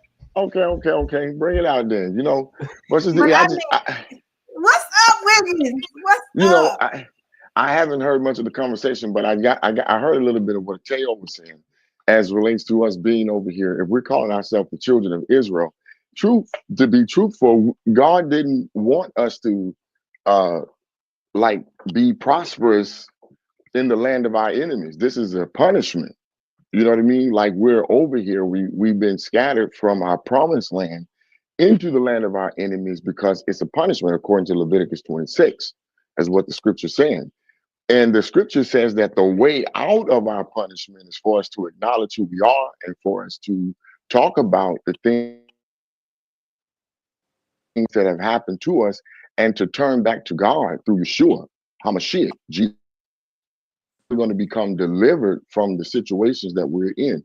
I know we have this other view where, some of our black people say, hey, we were here before anything ever happened with Christopher Columbus, and this is our land. They got records. They claim that tie them back to, this particular group of people who were here at this particular time. And so they feel like they don't come from the transatlantic slave trade. They feel like that their ancestors was here before the transatlantic slave trade. And many of them feel like this is their land and they want this land back. but yet their blood work matches ours exactly, right? That's right. That's right. That's right, Minister Teo. Like, their blood work is just like ours. It's going to take them back to the east over there, back over there to Africa. But yeah, this is a hot topic, amongst some of us. But I think that have this conversation, as we have this discussion, I think it need to be understood that some of us we believe that we are Israelites, and we believe that where we are today is because of what prophecy said that we would be, and that truly the only way that we would truly be blessed and be prosperous is for us to obey what the prophecy say we got to do, and then God would deliver us. But then, like I say, there's others who don't agree with that. But that's where I want to just kind of put that in there. Sister E. Hello? Hey, I'm here. LV, you said you out. Thank you for coming and hanging out with us, my brother. Blessings to you, LV. Nice breaking bread with you, LV.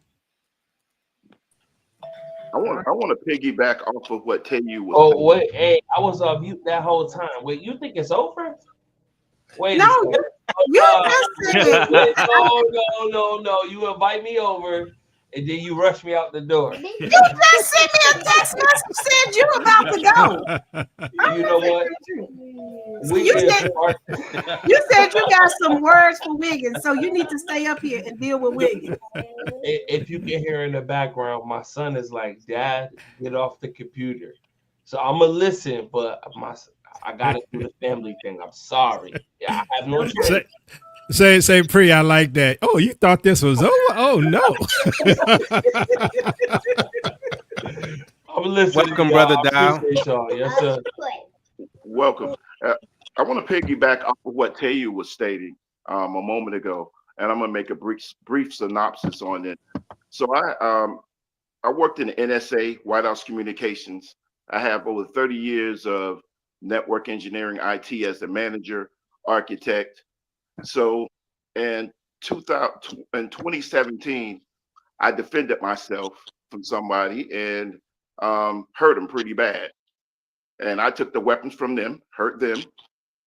Took me 6 years after that. I got a letter from a judge I live in Metro Atlanta. The judge wrote me a letter stating that please allow Mr. Dial to, get a job here, so on and so forth.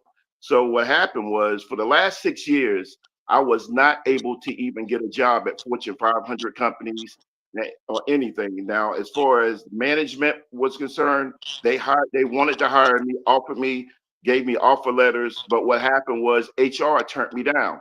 Now you look at 45/47, he has 34 of these things on him, and they did not do anything to him at all. They gave him one of the biggest jobs in the world. So us staying in this country and putting up with all of this foolishness is just absolutely horrendous to me. Now I finally did, and I reached out to Yacoba, Karis, and a couple other people. And I finally did get a job. I had to go to my second career initially doing those 6 years and open up my own barbershop. But now I'm back into my IT field, and I only had one felony on me. Now the state, like I stated, the state of Georgia does not allow expungement, but I had a letter from the judge. But these people, and I don't want to call call them out of their names on this platform, but their HR department would not do it. So this is what I want to tell the young man, this is the things that we are dealing with. I'm 56 years old. We deal with all type of issues that the young generation may not have experienced that at this particular time in their life. My daughter's 17, I'll be 18 in February. And I told her we're leaving and we're going to Africa. And she looks at me like I'm absolutely insane. So, I just wanted to land my plane there. I wanted to say that because this is, our people, we just need to be able to work together and reason together, agree to disagree, but we have to hear these young people out and they have to hear us out. You know what? They can hear us out and we can hear them out. One of the things that you don't understand, well, I'm sorry, not you, sir. And because that's highly disrespectful, and our people should never say that to one another, that we don't understand. We do understand. So forgive me for that. I erred in that. Our people do understand. But one of the things from history is this, particularly like when you look at yourself and you look at Yacoba and you look at Teyu, his twin. We are in this particular section of American demographics. We are at the very end of the baby boomer era. So all those people in front of us, that whole mega growth in population in front of us, took all those jobs, whether they were physical or political. And all them folks have stayed in those jobs because of the economy. Now, Don P, I was offered eight jobs. Now they want to offer. Now So they that want to wasn't offer. the Hold case. up. Now they want to offer those jobs to us when we should be in our retirement years, and we never got the benefit of that boom because we were the younger years. So when we went to apply for those jobs were all filled. That's why you see the unemployment rates, particularly amongst our people, that then led into the other statistics that we see in terms of the drug trade and prison explosion population. And there were a few other things, but all this stuff was carefully orchestrated. So for these young people that don't understand what we're talking about, this was a very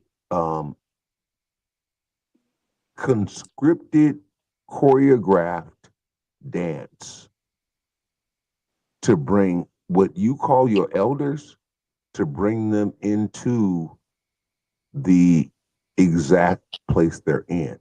Now, some of their fathers may have eluded the prison industrial complex, and that's why they're here today. But you gotta go, okay, well, these fathers, what did they contribute to your development and your existence today? Some got good fathers. Some got good fathers. Okay. And those individuals are contributing, and they're moving along, this American dream, which you'll never realize because you're gonna own nothing. This is their destiny. You're gonna own nothing. You're just gonna be a slave working, and you're not gonna own anything. This is what we're talking about. And I'll go ahead and I'll yield and land there. Yo, listen, I'm gonna say this because I'm listening. Like I told y'all, if what you say is true, then why would any father teach a son? A son has not experienced what the father is warning him about.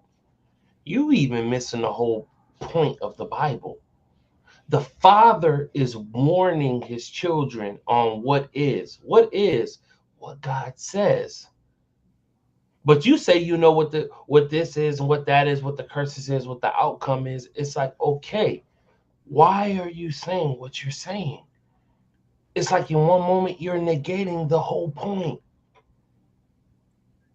You don't have to go through in order to understand.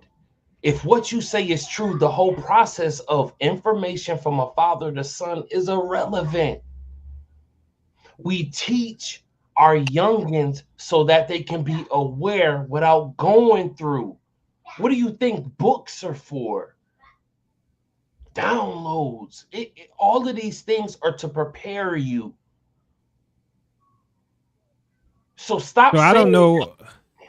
Yeah, go ahead, finish. But what I'm saying is I'm not taking light to anything that you guys are saying. But at the same time, like, yo, you it's like you're damn near offending me to say I can't understand, and I'm listening. So why would you say a younger person can't understand? You're saying a father can't teach a son.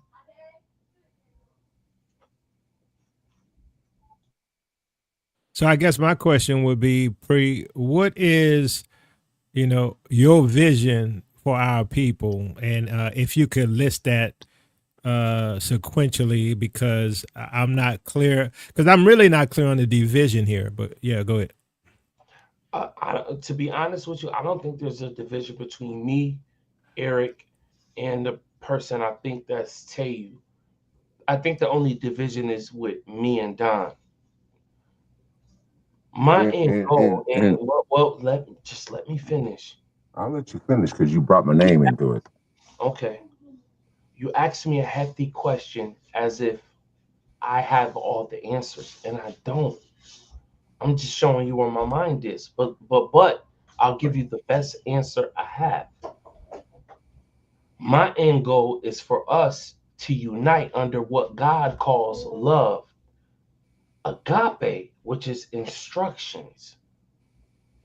Do the right thing. That's it. When you do the opposite, you perpetuate evil. And I made this clear early on. Our fight is against evil. You keep, well, not you. I apologize for that.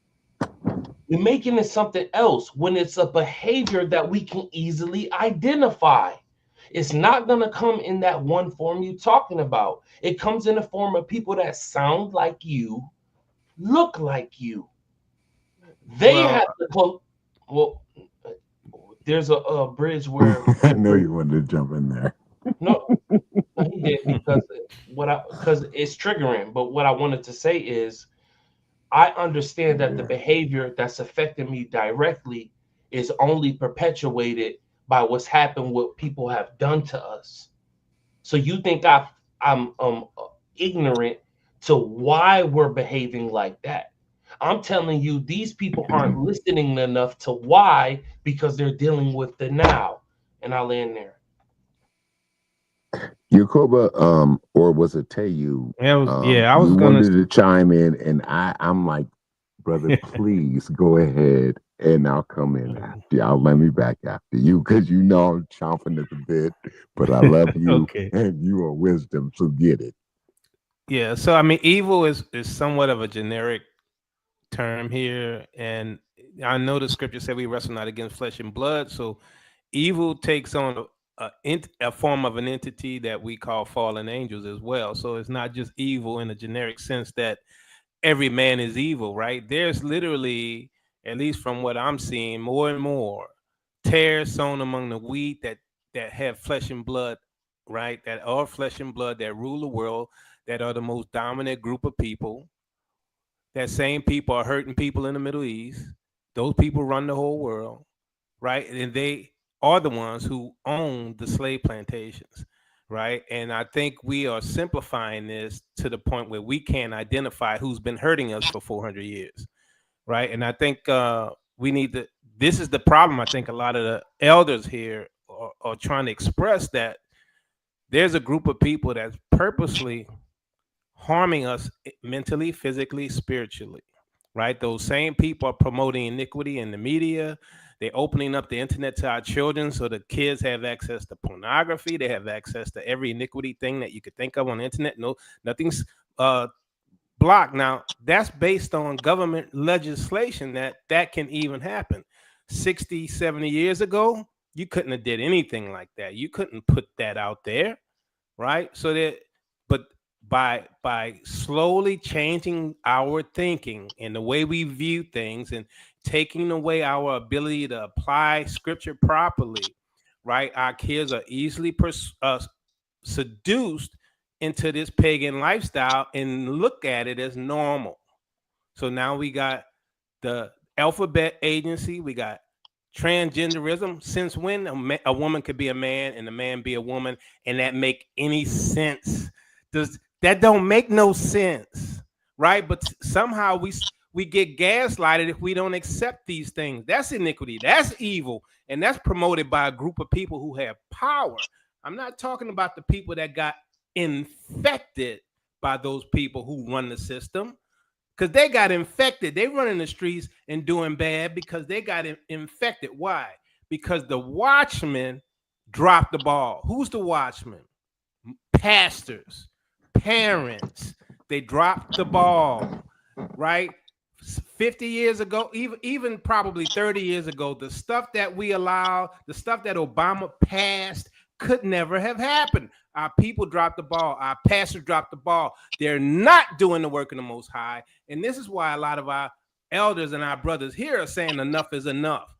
We got to get away from this, because if we allow Babylon to continue to poison us spiritually, mentally, physically, the Most High going to judge us with them.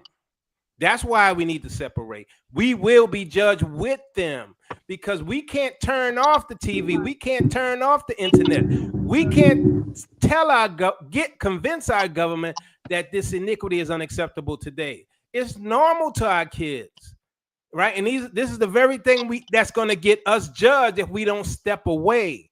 If we don't step away and say, Father, I'm innocent of this. I'm not participating in this. Don't judge me. Get me out of this place before you take it out. You're going to fall under that judgment, because clearly he's going to deal with this nation. So any thought that this nation is worth staying in, knowing who your father is and knowing how he hates evil, knowing this thing about who your daddy is, you're going to stay here and you're forced to participate in the system. You can't claim innocence. It's better to pray that he gets us out of here like he promised, so that he can judge them and we can go and clean up our family and clean up our lives somewhere else. Tell you, I said I was going to come in after you because I wanted to yield the floor to you or Yakoba, because you guys are always the voice of reason in terms of our generation and where we're speaking. These young people have no idea It's about a go along to get along, and you're gonna die in Babylon. This system, your brother and I have experienced the negligence of this system. And Citibank came out with a report and what it cost the system, because you brothers are highly technical. They don't know this about you. You know, you brothers are like all up in the technology. Y'all run circles around me. But because they negated you and Yacoba's talents, they lost $14 trillion in GDP. And then in terms of real estate, it's like $10 trillion. It's all about you. Yeah, Sherelle. Don't ever get this story twisted from the beginning to the end. The enmity of his seed and your seed. This is what the story's about. We're waiting for the outcome of that story. All this stuff is the in between. If you fight against what the word says, you're fighting against what the Most High said. He showed us all these prophecies. If you want to believe in the delusion of being woke, you know, and that's, you know, having abortions and the LGBT community and all that stuff. If you want to believe in that woke community, knock yourself out. Can I Can I ask you a respond? Like, question? can I Knock yourself like out. people Brother Don, can I addressing me? ask you They a talking question? to me. It's like that's crazy. Knock yourself out, because here's the deal. I'll The say this. Most High already said what's going to happen in Ezekiel 37. I think That's your woke. I think we're just basically saying, come out of her, my people, so you won't be partakers of our crime.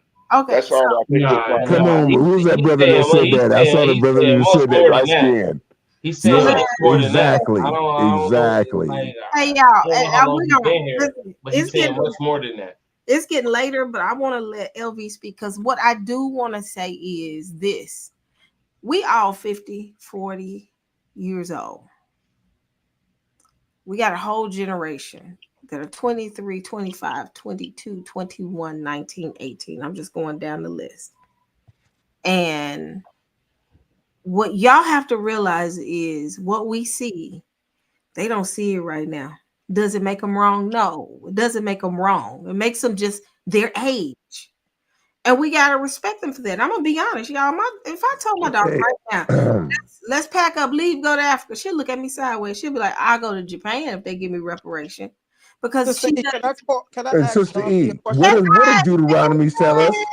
What does Deuteronomy tell us? I know how to raise As my child. elders, what are Don, we supposed to I'm do? gonna kick you to the goo if you don't stop and you don't let me finish my point. Because what you're doing is taking away from them being young. Don P, you were young once. Elder Wiggins, you was young once. Eric, you were young once. Everybody on this panel was young once. Guess what I did? And then guess what? All of us had dreams and aspirations. Guess We what I all did? had. Let me finish, Don P. Okay, sis. We all had dreams and aspirations, and I just don't like how I don't like how we are belittling them. I'm not saying we're doing that, but I'm not going to belittle them, because again, they have to grow, and it's not being rebellious. They're just living life. If they don't agree with Africa, if they don't agree with what we're saying right now, that's not being rebellious. They just don't agree. And I don't agree with Can I you. ask Don P a question? I don't agree with you, sis. Go ahead and ask me the question so I can let agree with me sis. finish. Disagree with sis. You can Ask me the question so I can disagree with sis after that. John P. I'm gonna take you down to the Google. Okay, I'm gonna finish what I'm saying. But what I'm not gonna do is let people sit here and insult young people when they are good kids. When these kids are out here doing what we were doing at one time. They getting out here and grounded, and then we getting old and saying, well, forget about all that. Y'all ain't got the experience. Then they looking at us like, y'all got an opportunity to experience it. Why can't we? If I want to go to college, if I want to do this, the word tells us also to plant vineyards here and live life until he says it's time to bounce. I don't think we're really saying that, Sister E. I think we're saying more like what Eric said. No. I agree with him because Eric was hitting on the point. We were in agreement. I don't know who the other guy is, but it's like he's taking what I'm saying somewhere else. But let me finish this. Let me say this, and I'm finished because I've been quiet. But what I won't do is allow people to attack young people because they don't see the going to Africa. They don't see because it's going to get to the point where we all gonna probably have to go. If it be Africa, if it be wherever, we're all gonna have to come. But we got to occupy till he comes. When he comes, we agree with that, Sister. No, I'm just saying in general. It's just certain things that I'm hearing. I'm not saying y'all are disagreeing, but I'm just hearing little pop shots like they're stupid. Young people are not stupid. They just got to grow. I don't like when people do that. They're not dumb. They're just living life and they're developing. They're acting their age. Let's say that. They're acting their age. Sister E, can I respond really quickly? Just really quickly. Listen, I agree with you. And I want you to come off mic and say if I'm wrong. Every single point in which you said, hey, the chat said we need to get back to the point. We need to drop this and get back to the point. Have I not followed suit or protocol? You have followed suit and protocol. Because I see the bigger picture of our unity. I could say what I have my own channel where I ramble, as do we all. But the point is, when you see the bigger picture, you fall in line. And you have these boundaries and points to where we understand maybe we see the bigger picture, but we're at different phases. And that's why I agree with you. You would be a fool to not think that I wouldn't, in some degree, represent 20-year-olds to 35-year-olds on at least some type of respectable level. I don't know where y'all from, but the people who my age and a little bit younger, they talk crazy. They don't have respect. They don't care about what you're talking about. And I come into these forums to speak with people who I'll be like, you know what? Man, Teo really saying something. Yakuba really talking that talk. Eric is really touching base with me. Let me give him the benefit of the doubt within this conversation so we can reach some type of ground. And I know it may seem like preposterous that young people think like this, but there are some that do. Mm-hmm. So I'm listening. I'm not missing the point. But our younger generation, they're ignorant. And the people that dominate, they use the things that are for a fact the truth, but they make you ignorant to it. While we fighting over here talking about this, that, and the third. Dumb shit. Not everything y'all said was dumb, but there is a person on the stage that's talking that nonsense. I ain't even gonna lie. But that's my whole point, that it's not they're acting their age. My daughter's 22, acting how a 22-year-old should act. She's going to college. She has a job. She's trying to get through school. She's worried about classes. She's worried about passing. She's worried about if I'm late for work, they gon', I ain't gonna make my tips. These are the things that she is. That's where her mind is wrapped right now. Because I'm sitting here talking about the truth of who we are. She knows who we are. She knows she's Israel. But that her mindset ain't let me pack my stuff and go to Africa. Her mindset is, I need to pass this semester. Does that make them ignorant? No, that makes them act the way that they're supposed to act. Yes, But you know what, Sister E, you right. Because my, you know, I have a boy. He the same way. He don't care about none of that, right? But at the same time, I'm gonna tell you, is people like LV that's the hope for the future. Because why? Right. We Brother Yacoba. Yeah, because you know, people like me and Eric can tell you, you know, we don't have that energy and that strength to be the warriors anymore, right? We the generals, right? We can't be on the front line, but they can be on the front lines. And I think the issue is, at least the way I see it, is that the kids today don't know that they're in the midst of a war.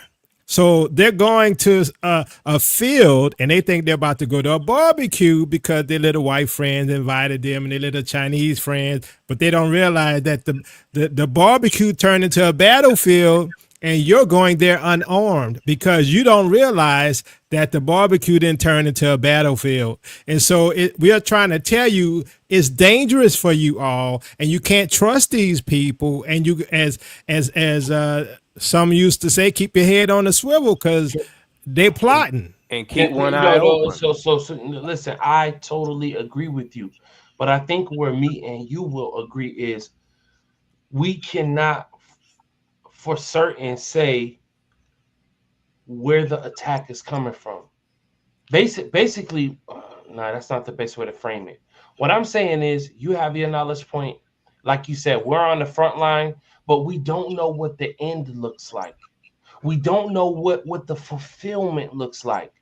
So you're trying to figure it out and we're trying to figure it out. The problem is when we have these dialogues, some of us speak like we know what it all looks like. But you know what the problem is? Well, we have the scriptures, go ahead. And I'm not saying everybody, don't take that disrespectful, but some do. Go ahead, brother. Yeah, I was going to say that the problem is, and I've noticed this with our people because we're good-hearted people, is that the problem is that they never come to you. Like when I was young and we used to fight, we used to have to push on each other 3 times and then we fight. They don't confront you face to face. Now they're attacking you through proxy, through the food, through the air, through the water, through the music, through the spiritual worship, right? The misteaching of the scriptures. And so they're hitting us from all these angles, and we're trying to tell y'all, say, look, it's not what you think it is. They're not as cool as they appear to be. Because guess what? One thing we learned, they always on code. No matter how much cool they are, how much they love you, in the end, they're gonna be on code and they're gonna be against you because they're gonna support white supremacy.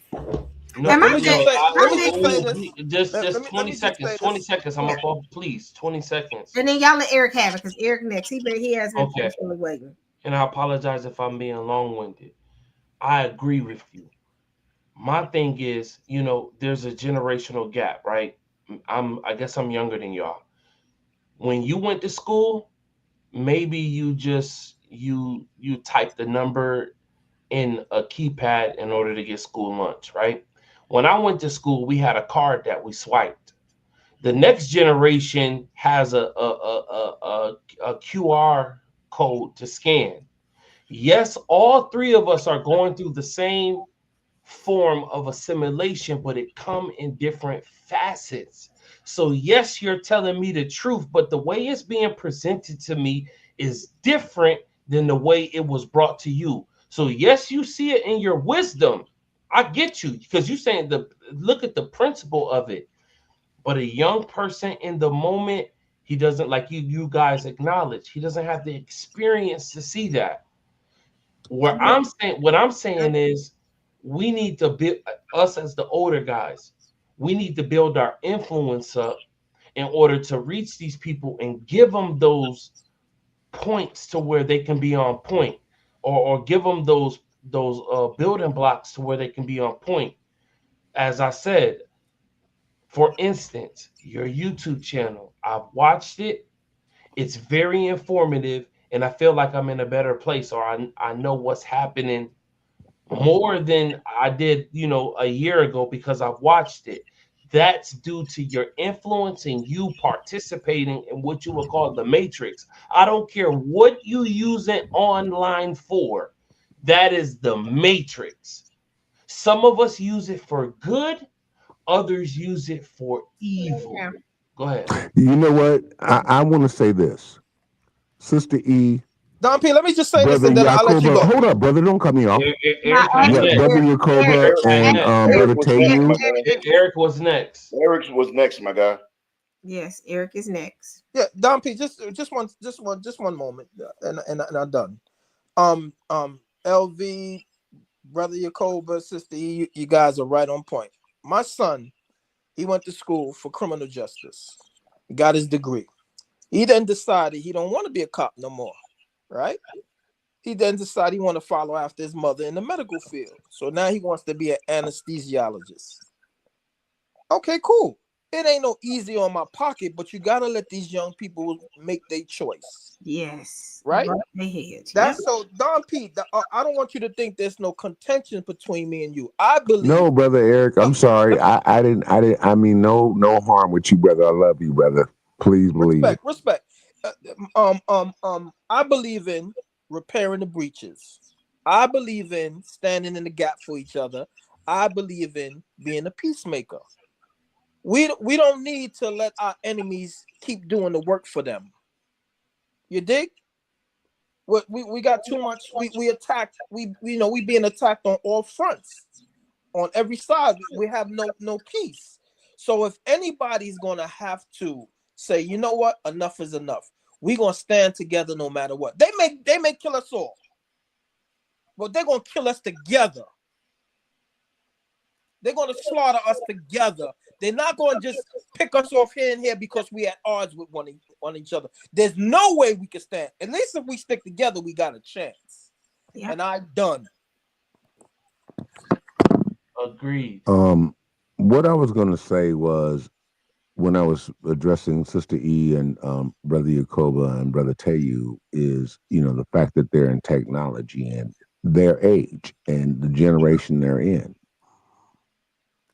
You can't expect somebody who is 20 years your junior to understand the original program and all the upgrades and so forth that have gone on over the last 20, 25 years that you've been in existence, and now they have this, 11.3 when you were born into 2.3. They don't understand everything that has happened in between that. And so when you have these people coming up talking about, oh, this and that and the other, yes, but what you need to understand is the generations, the versions, and the upgrades that you've missed. You might need to get some wisdom from that. Oh, well, the reason you're experiencing the problem in 11.3 is because in 9.2, and if that wasn't corrected in the version you have, then we're still going to have these problems. Can I respond really quickly? Can I chime in after? Well, just 20 seconds, if that. The brother speaks about generations. Generations are useless if you cannot streamline information. Correct. Right. Exactly. The whole wait one second, because I'm talking now. Let's get to the meat and potatoes, because that's the real problem why we can't get the job done, because we can't agree to disagree. That has a lot of forms. Power is information. And what do we use to send information from your experience to the next person? The whole goal is for you to get the point without going through it. We save time. No, it's the programmer that corrected the program that was dysfunctional. But what he's saying is, even the thing is this, he said, in order for us to communicate, we have to learn how to streamline or communicate in a unified way, and not just It's the end user to You understand literally just the said no. That's corrections. crazy. Listen, if the end user who's using it right now does not How could you apply say no the to that and agree corrections, to agree to truth? What are you doing? The thing is this: if you even look at the demographic of this man, I'm almost done. You should be done. Wait a minute, Yeah, everybody. because you know what? Because there were patches that were put in that you didn't apply to your application, so your operating software is debunked.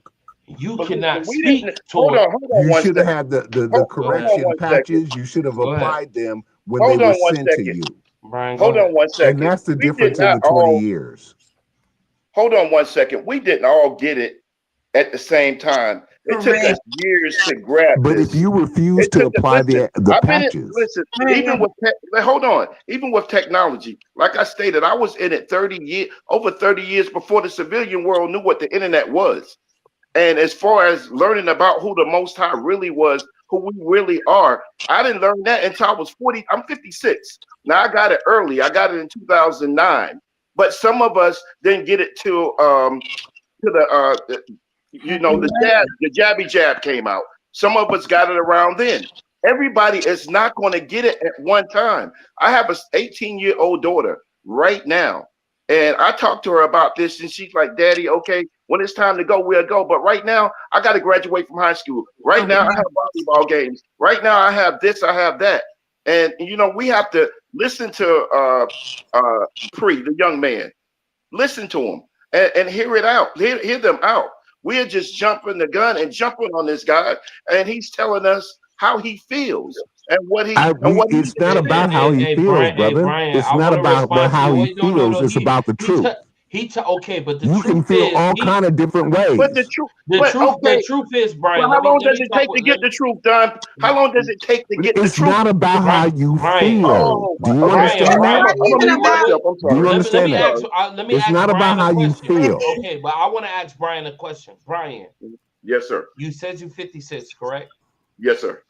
You have the truth, right? Yes, sir. Are you going to your daughter's volleyball game? Yes, sir. Wait a minute. That's the white man's sport. He wants your daughter in short skirts. What does that have to do with anything? Please stop interrupting. What does that have to do with anything? Like, come on. What does that have to do with anything? This is what Brian is talking about. Let me speak.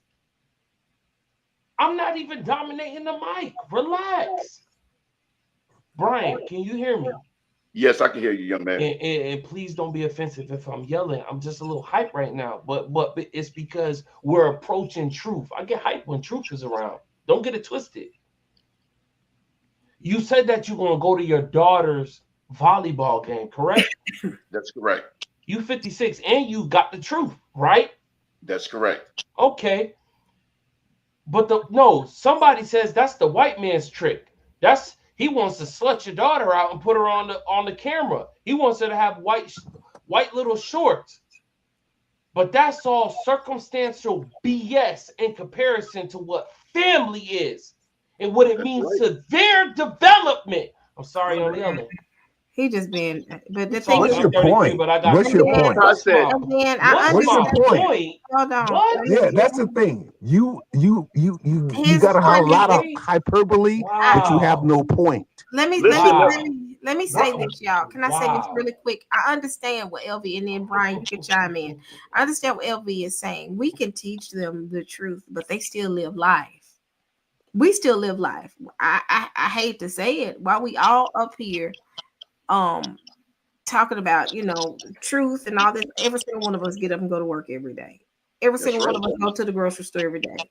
Every single one of us might even go to a party here and there. I hang out. I still go to the movies. I have a glass of wine. Yes, I do. Sister have had a glass. Well, haven't had one tonight, but I have a glass of wine. Oh my goodness. Because I'm living a normal life.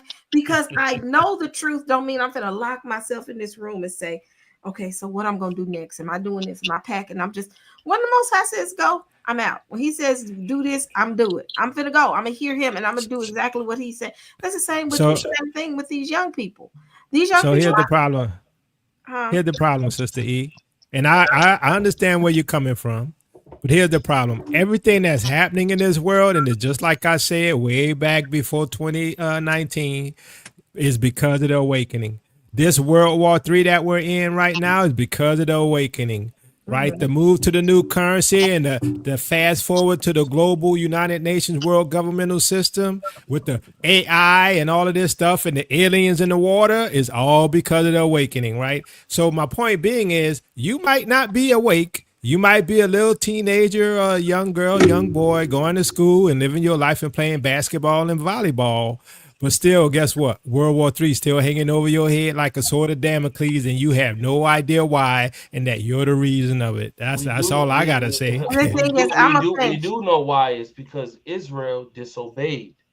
Like to even bring about the notion that nobody knows. No, we do know. No, Pre, you know, they don't know. You know, they don't know. Well, that's the difference. We're in the conversation. No, I get what you're saying. This conversation will precede us, but in this moment, for the people that's on the panel, we know.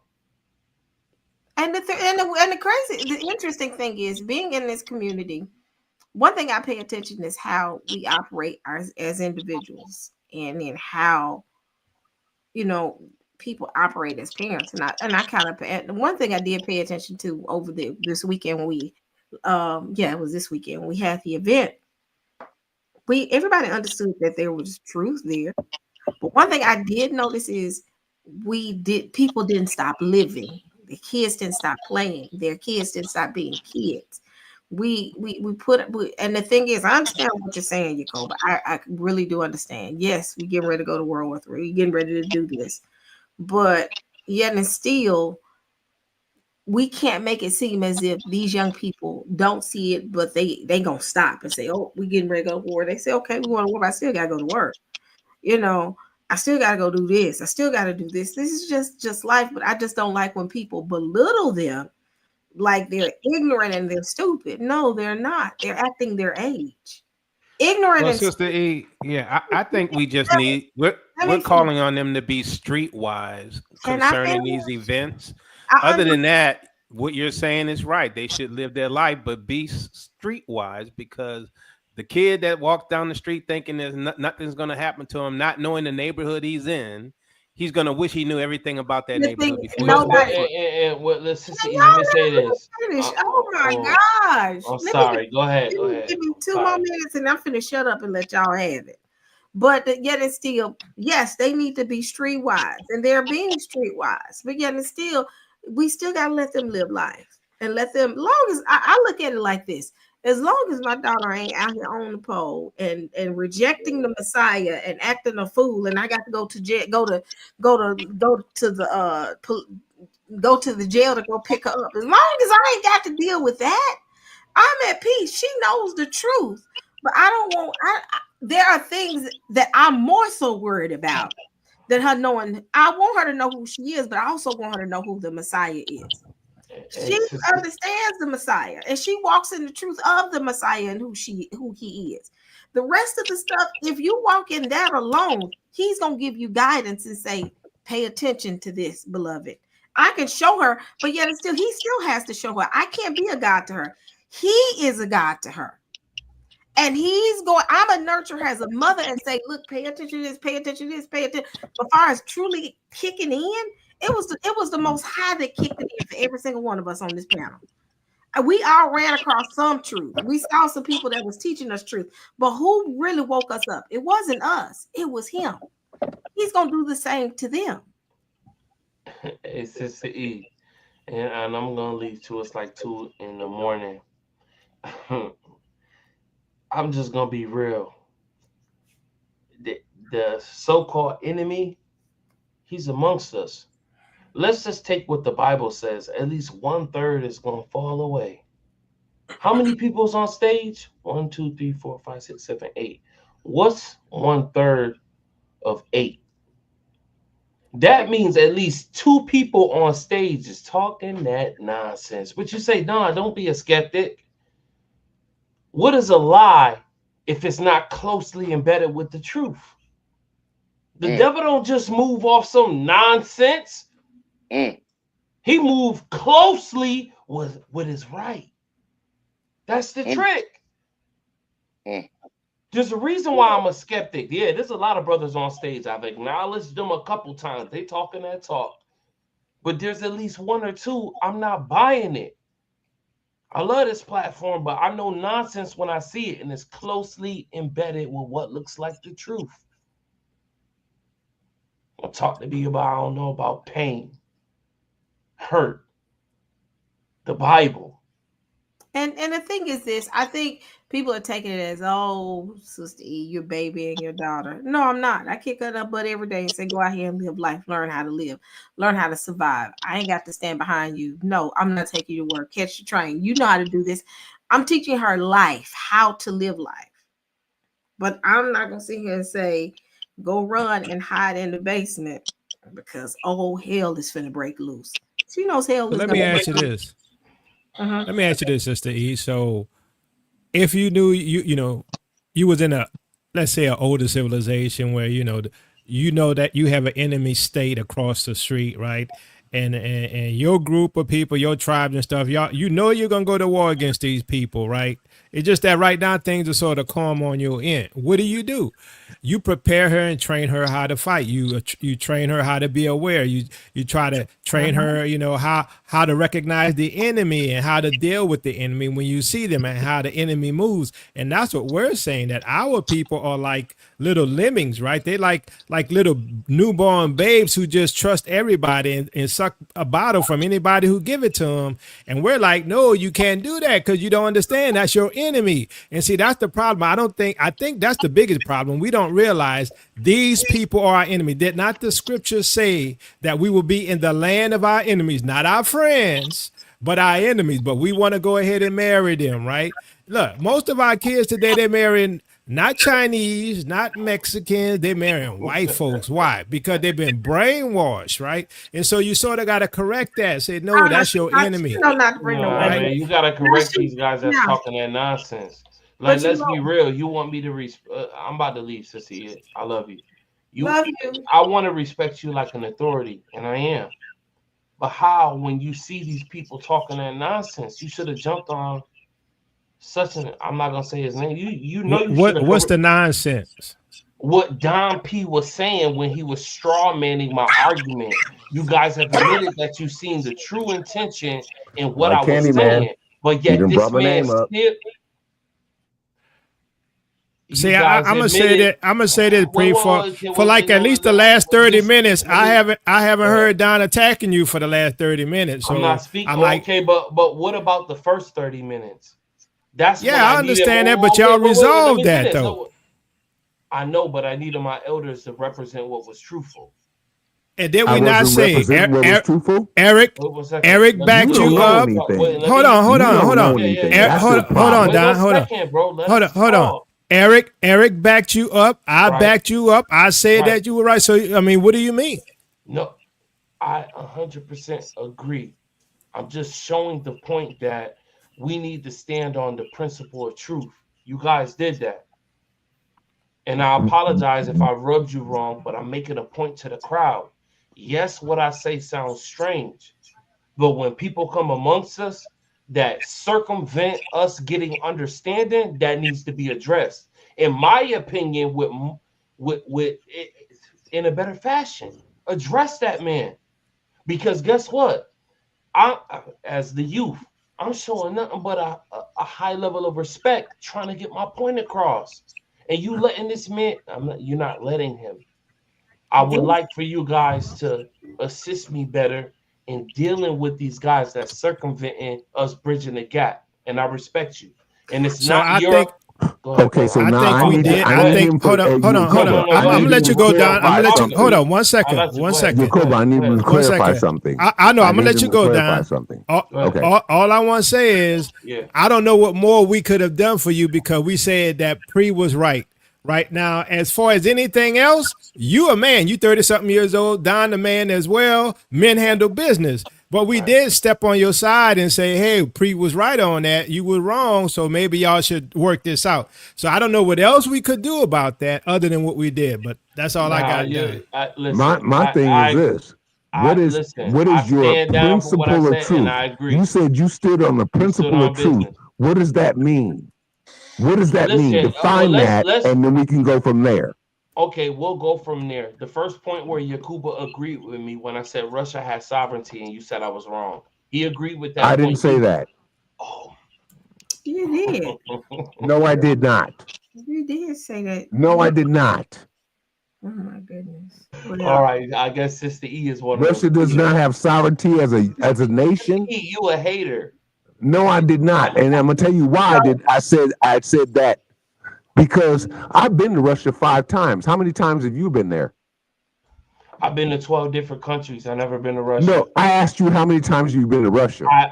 I preference that I've been to 12 How many times have you been to Russia?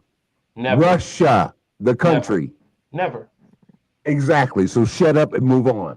What? Me not having Exactly. Don't try to play me. Don't try to play me. You've never been to the country, bruh.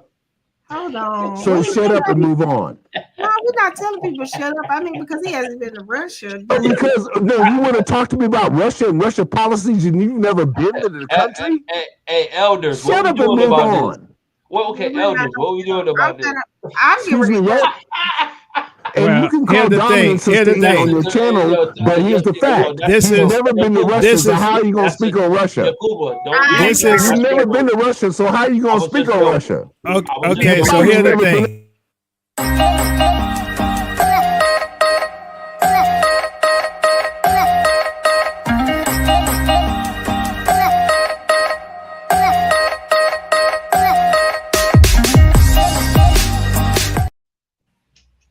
Where you been? So Where you been? Germany, Turkey.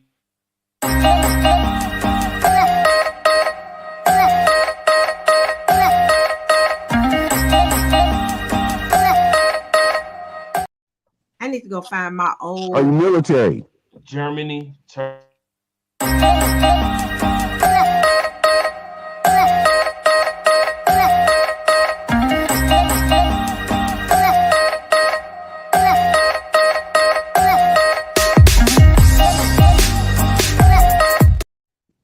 Say, Sister E, there's the power of the mute button now. There's the power of the mute button, Sister E. You can run the mute button, sister. But the question is this: Are you? Was he military? I want to play the music.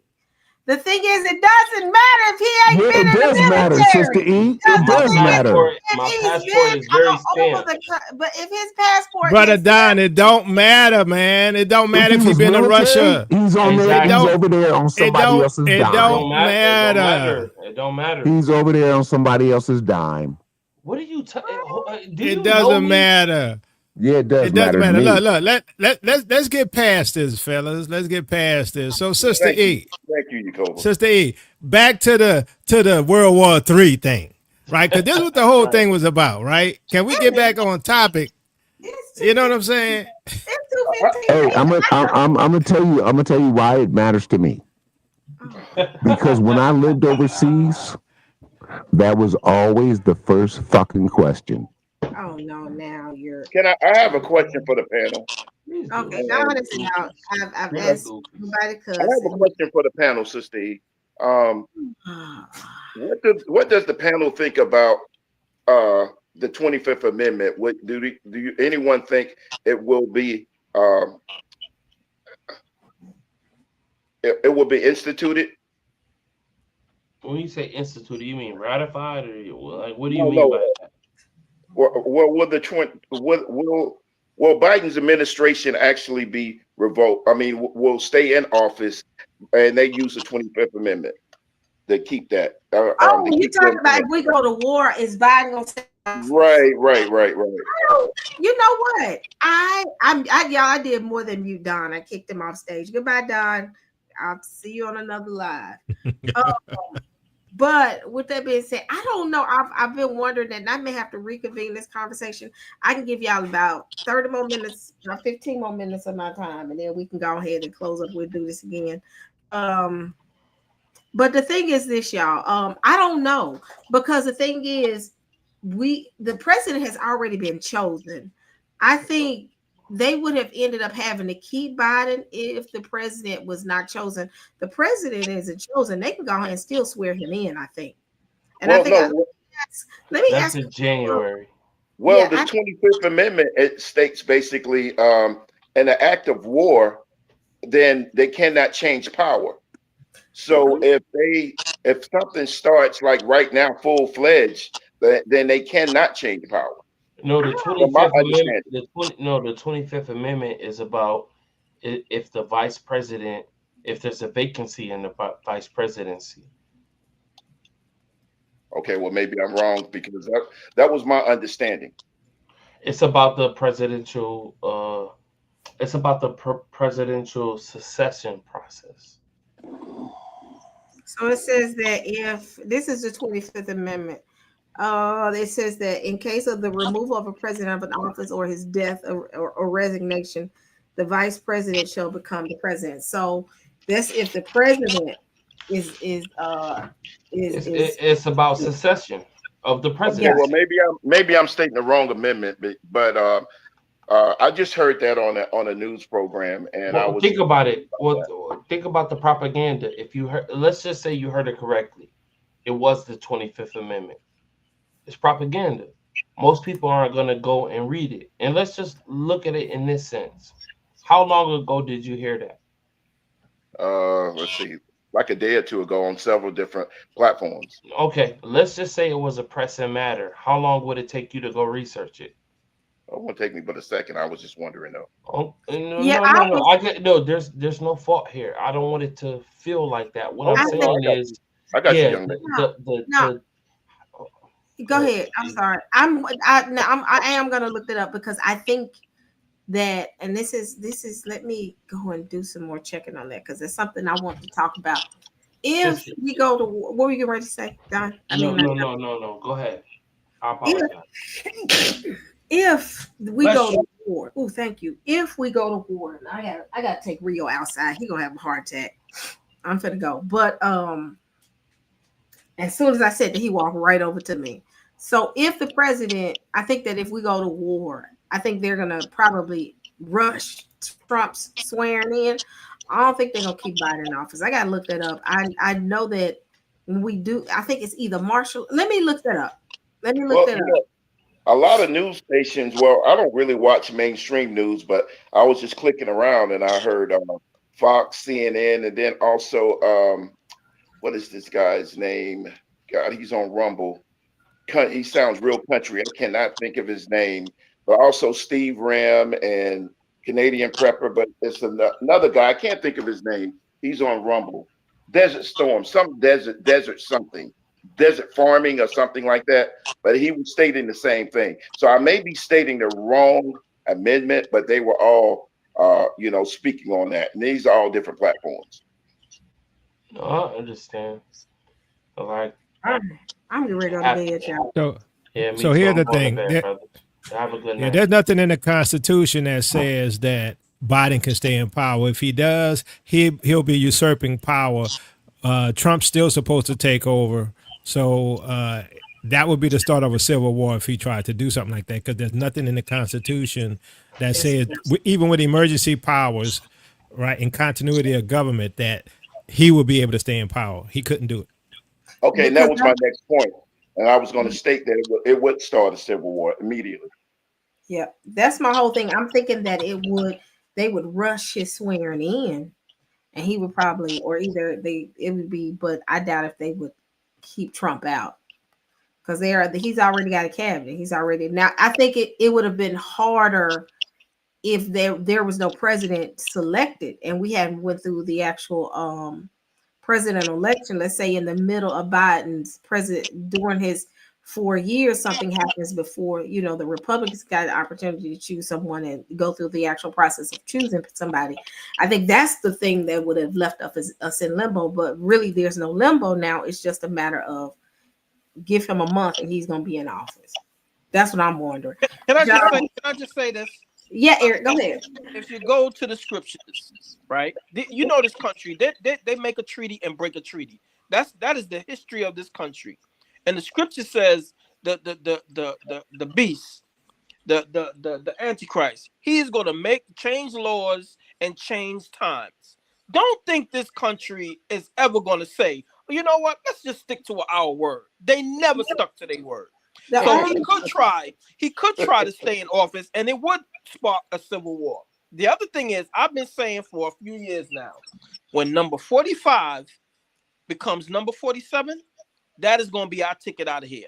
How that plays itself out, I don't know. But the first thing he started talking about is deportation. That could be the ships of Tarshish. I don't know. I'm hopeful, but I don't take nothing for granted when it comes to these people. And that's all I want to say.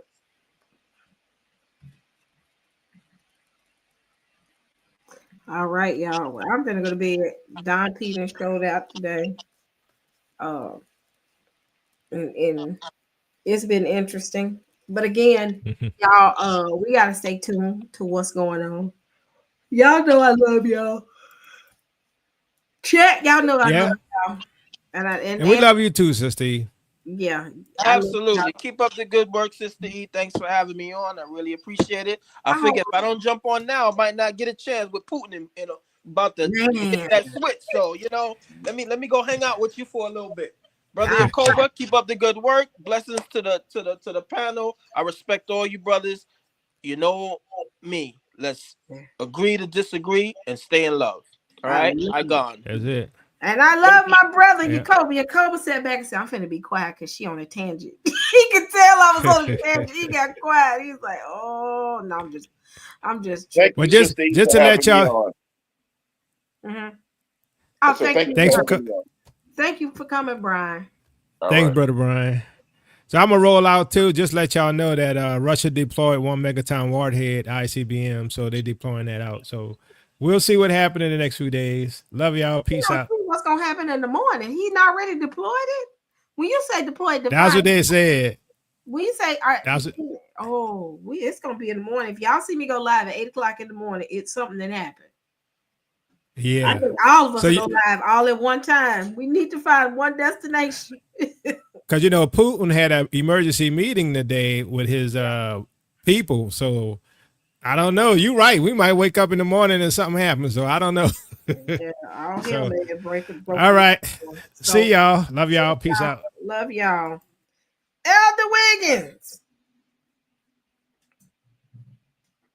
I'm finna go and take my dog outside.